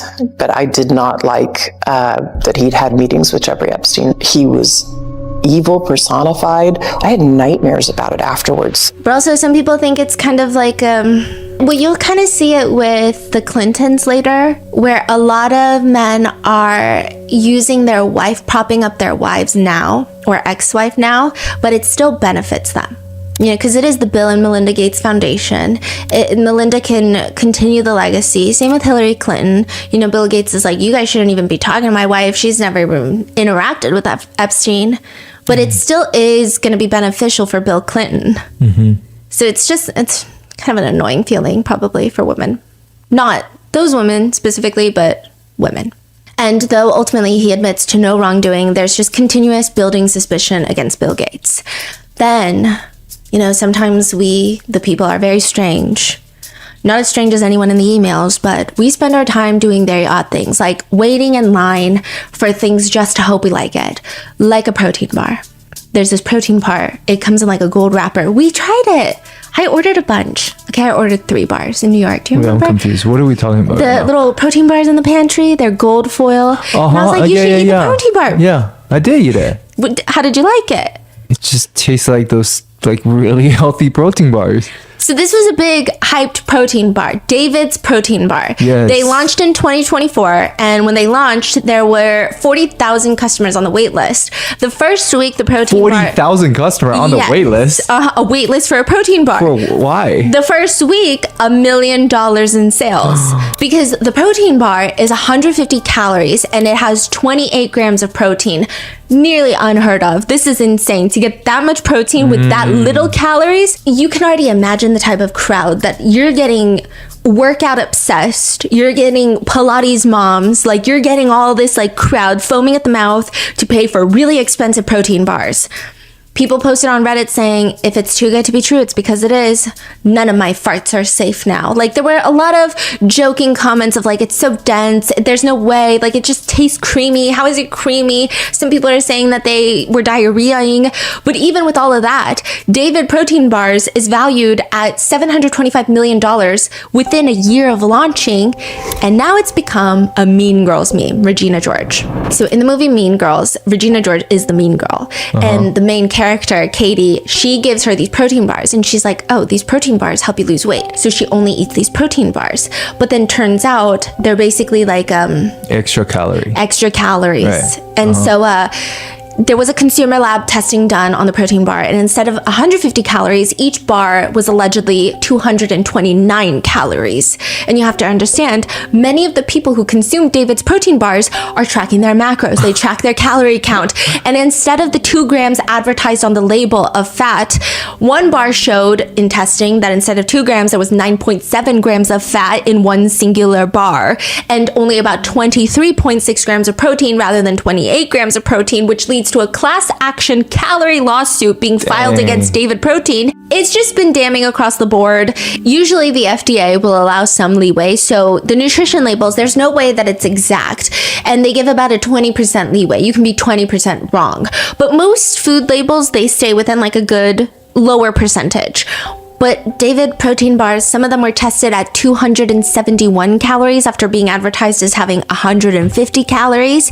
However, I will note, this is huge, David Protein is fighting this. They're reportedly planning to countersue, and they state that the lab tests are simply wrong.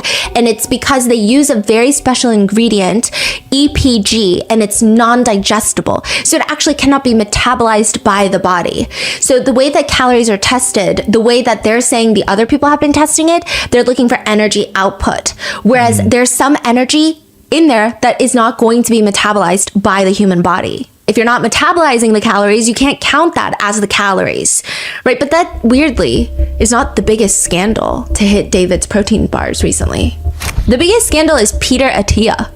The chief science officer for David Protein Bars is in the files. Peter Attia has always been occasionally controversial in the longevity space. He was on the quest of trying to... The doctor. The famous, Yeah. What? Peter Attia. Okay, wow. He was on the quest of figuring out, why are Americans so fat? Those are the major headlines involving Peter Attia for the longest time. Those are the words they use. And I don't know, maybe because we're all depressed eating because nobody's being held accountable or really investigated for even being in the Epstein files. And maybe we're not fat. Maybe we're just not invisible to the naked eye, okay? But he has a small bespoke clinic of high-paying clients. You can't even get in unless you're someone with deep, deep pockets like Hugh Jackman. Is he the actor? Yeah. The X-Men? And tech founders. And I'm not saying Hugh Jackman knows about any of this. Like, these emails are between Peter Attia and Epstein. But he's the longevity guy for the rich. Go get a $3,000 elective MRI scan. Go spend X amount of money on this and that and this and that and take time off of work to exercise. Obviously, that's an exaggeration, but that's where much of the controversy at least is from the beginning. Peter Attia wants to say, if you're not even going to invest in your health, what are you going to invest in? Like, he's that type of guy. So what the hell are you doing with Epstein? June 2015, Peter Attia sends Epstein in an email. The subject line is, got a fresh shipment. The picture that he includes in the email is metformin bottles. Metformin? Mm-hmm. What's metformin again? I think it's like the anti-diabetic prescription drug that people would take for longevity. It's like one of the longevity ones, along with like the elective GLP ones that everyone who wants to be fucking immortal takes these days. And I'm like, why do you want to live forever? The world is ending. This is crazy. We're just trying to live to tomorrow, and you guys want to live until you're 2,000 years old? Epstein responds, me too. And he sends a photo of a woman that is redacted.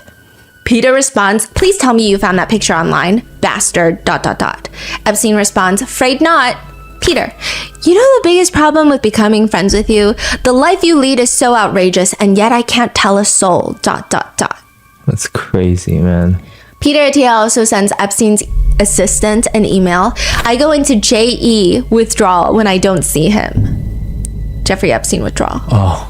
Okay, Peter Attia is in the boat with like Elon Musk, where it's like they're so desperate to be on Epstein's island. He also emails Epstein, pussy is indeed low carb, still awaiting results on gluten content though, which netizens are disgusted, commenting at him, you also have a daughter. And also, Peter Attia is a physician. He didn't go through residency because he dropped out to be like a longevity doctor, but so I don't know if he can actually practice in hospitals.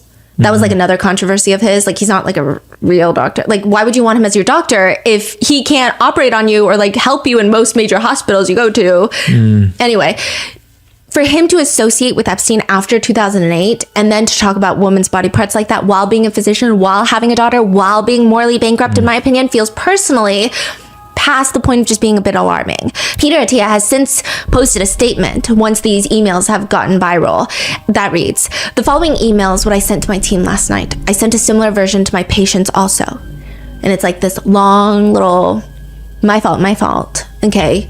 But not really my fault.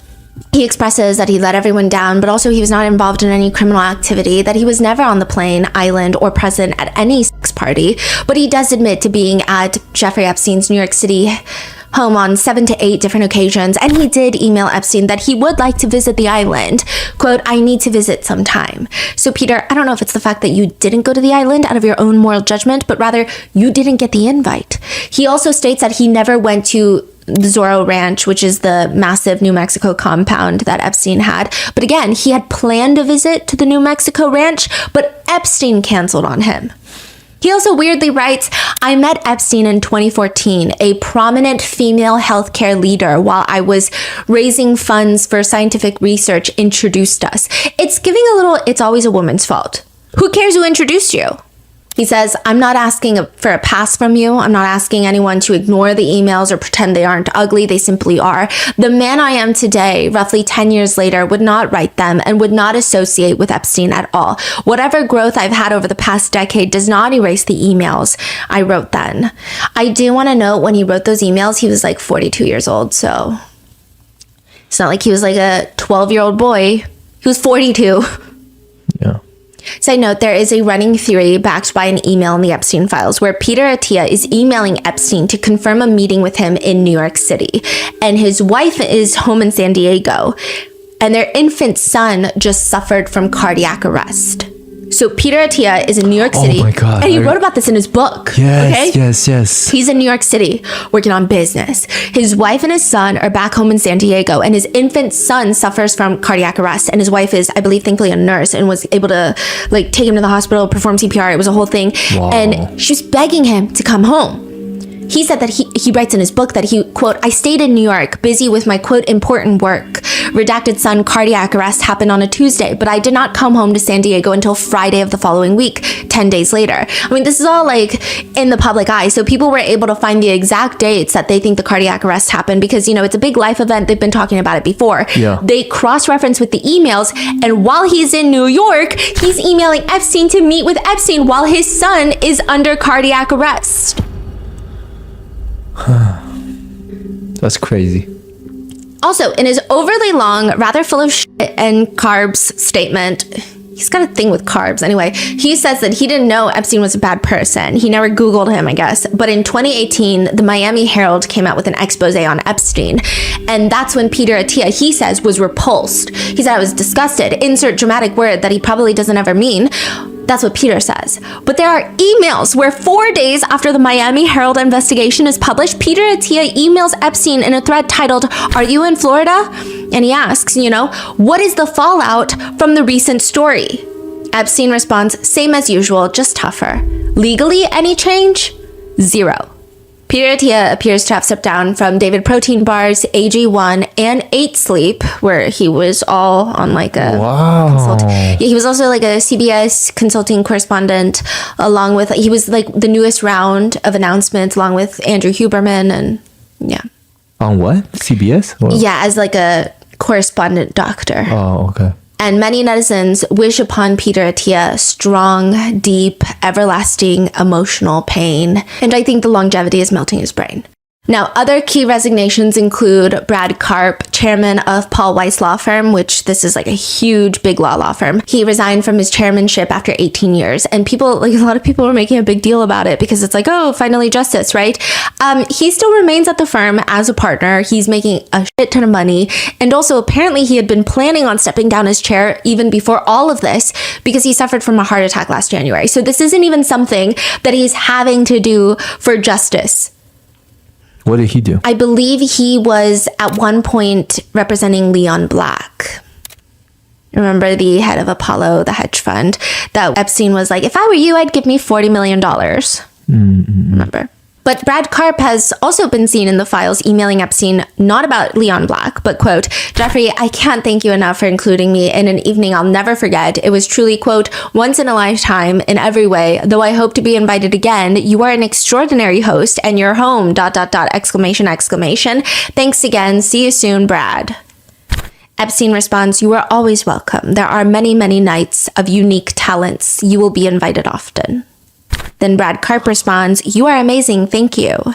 I don't know, for all the alarming reasons. He wanted perhaps to use nepotism. This is a weird one, to get his son in a Woody Allen movie.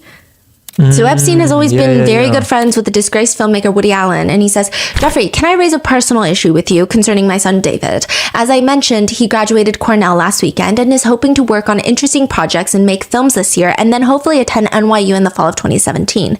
David is working on a project for a Peruvian company in Lima from mid-June through mid-July. He would love to work in any capacity with Woody on his upcoming film project if that's a possibility. He certainly doesn't need to be paid and he's a really good, talented kid. Thanks so much, Brad." Then you have Faith Cates, who owns a modeling agency that represents a ton of incredible models. Obviously, she's not a reflection of those models or the talent. And then she also represents like Diplo. I don't know. She's since retired. But the emails have been released. And of course, she writes to Epstein, "I know you don't believe this, but I really do love you like a brother. Is your brother a trafficker too? Perhaps? And I feel so sad this is happening. Lay very low and quiet. You should know who your friends are. The rest are a piece of crap." The fuck? Like, when did she send this? After his 2008 conviction. But these are all just, there's a bunch of other resignations, but these are all just resignations. These are rich and typically old people taking early retirement. And those are just the business people. That's not taking into account all the failed parts that made Epstein who he is. A tiny group of people are resigning, but what about everything else, like the system itself? It's revealed through the files that back in 2015, the DEA, Drug Enforcement Administration, opened an investigation into Epstein and at least a dozen other individuals. They were investigating money laundering, drug trafficking, funding and distributing ecstasy, ketamine, and methamphetamines. So the DEA is investigating additionally for Epstein's proclivity to procure Eastern European sex workers for high-profile clients. That was another thing that was open in this investigation, which begs the question, just how much did the feds know about Epstein's crimes for how long? Because documentation of his crimes go back in the Justice Department to the 90s. Not even like, oh, to 2002, before the 2008, to the 90s. And if the feds knew about him, is it really believable that none of these high-powered people knew anything about him? I feel like I would be more nervous for a background check to be a right-hand person to someone like Bill Gates than a government background check. Yeah. I'm like, I feel like you'd be 20 times more thorough. Though I will say the DEA investigation went through a secret unit, and it's the same unit that apparently had a lead role in capturing El Chapo. So this is like, I guess, highly focused unit, and it doesn't seem like the feds at the DA thought that this was just a giggle gaggle, oh look, this is a rich guy doing ecstasy with his rich friends type of situation. They even ran a target profile on Epstein, which they will go and scrub a person up and down. They'll get all their financial transactions and comb through them for any suspicious activity. They're looking into you, and his profile states, illegitimate wire transfers which are tied to illicit drug and or prostitution activities occurring in the U.S. Virgin Islands and New York City. The memo notes that from 2013 to 2015, banks alerted the feds for about at least $5.7 million in potentially suspicious transactions regarding Epstein's accounts. Then apparently in a separate investigation by the same secret unit of the DEA, they were looking into human trafficking and drug trafficking tied to Russian organized crime, and Epstein's name comes up repeatedly in that case as well. Senator Ron Wyden of Oregon states, to this day, there has not been a comprehensive follow-the-money investigation of Epstein's network performed by any federal law enforcement agency.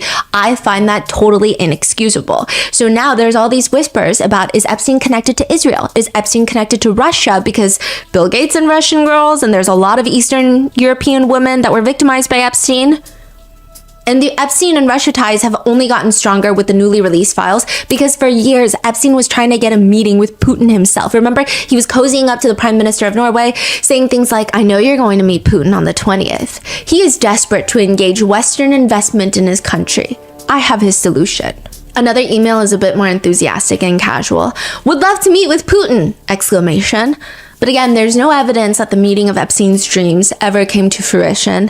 Putin's name appears more than 1,000 times in the released files, but most of that are references from the news clippings and Epstein talking about Putin rather than any sort of meaningful correspondence. There is an individual, though, that has definitely raised a lot of alarms in the files. Belyakov. Belyakov was the Russian Deputy Economic Development Minister, and he becomes fast friends with Epstein. He would send him cryptic-sounding emails that now, in my opinion, sound a bit ominous, but our meeting was really interesting for me. I do not know many people like you who can open new horizons and prospects. He also thanks Epstein at one point for a gift, but the most alarming email is Epstein emails Belyakov July 24th, 2015. I need a favor. There is a Russian girl from Moscow. She is attempting to blackmail a group of powerful businessmen in New York. It's bad for business for everyone involved. Suggestions? Now, there is a situation where Leon Black, Apollo hedge fund manager, he was blackmailed by a woman, a Russian woman that he had an affair with, but he says businessmen. So this could mean multiple. Maybe it's just referencing Leon Black. We don't really know.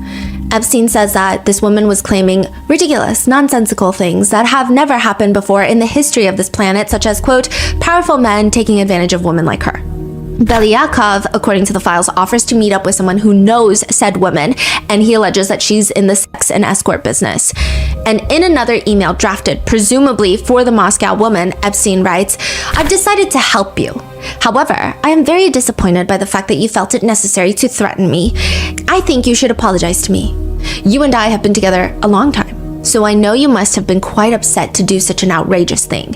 You should also know that I felt it necessary to contact some friends at FSB, which, okay, kind of, but not really, but just for simplicity's sake, is like the Russian FBI. They explained it to me that in no uncertain terms, that especially right now when Russia is trying to bring in outside investors, as you know, the economy there sucks and desperately needs investment, that a person that would attempt to blackmail a businessman would immediately become the enemy of the people and would be dealt with extremely harshly. So I expect never ever to hear a threat from you again. That being said, I think $50,000 per month for the next 2 years, which would equate to $1.2 million. And I will help you get a visa. Is very generous. If you decide to stay in Moscow, that's also okay with me. Wow. That's why I think it's a different businessman from Leon Black, because Leon Black had this whole, it was a big fiasco and he ended up paying quite a bit and then countersued her attorneys. She was at one point, he sued her and her attorneys, Doug Wigder's firm that represented Cassie Ventura in the Diddy case. I mean, it still represents, but like, you know. Mm-hmm. So a lot of Russian connections in the files. And another odd one is that when Trump takes office for the first time back in 2016, Belyakov sends Epstein a message, congrats on your president. Epstein responds with one word, fun. And back to the bridge, right? So Unrelated to Trump, but the Russia connection. Bill Gates was having an affair with a Russian bridge player. She was photographed with Anna Chapman, who has been deported from the United States on charges of espionage. Basically, people believe that Anna Chapman is a Russian spy. That has led a lot of netizens to believe that perhaps Bill Gates' mistress was also a honeypot sent by Russia, but that's just a personal thought netizens are having. It's just been weird. Why is it called honeypot? It's like a honey trap. Now, I mean, at this point, this is where I'm going to leave you, because there's going to be a third part to all of this where we're going to go through the depositions and what's been going on with Trump in the files. There's a lot there. Also, they want to subpoena. They haven't subpoenaed, but they do want to interview so far as of the day that I'm filming this. The House committee has stated that they want to interview one of the prison guards, a transcribed interview, a prison guard when Epstein died, because it just released in the files that she was Googling him before he was found dead. There's so much happening in part 3, but I'm going to leave you with a few things to expect, because Republican Representative Jamie Raskin, along with a few others, Ro Khanna and others, were able to view the unredacted files. So members of the House Oversight Committee are allowed to come in and go through the files, unredacted files, but apparently you can only have 4 members, and there's only 4 computers, and you can only be there from 9 to 5 to view the unredacted files on those computers only. That itself has been heavily criticized. Representative Jamie Raskin told Axios that he was able to go see the unredacted Epstein files, and Trump's name was in there, quote, more than 1 million times.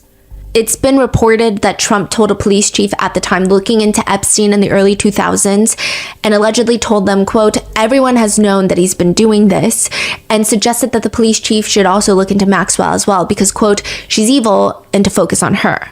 That's what a lot of people are alleging, and there's more in the files about that has been redacted as the allegation. And there were like 16 pages that were not released, that were later found and then re-uploaded that have to do with Trump. And there's just a lot of allegations and just a lot of things that are going on. So with that being said, I will see you in part 3 very, very soon. Stay safe.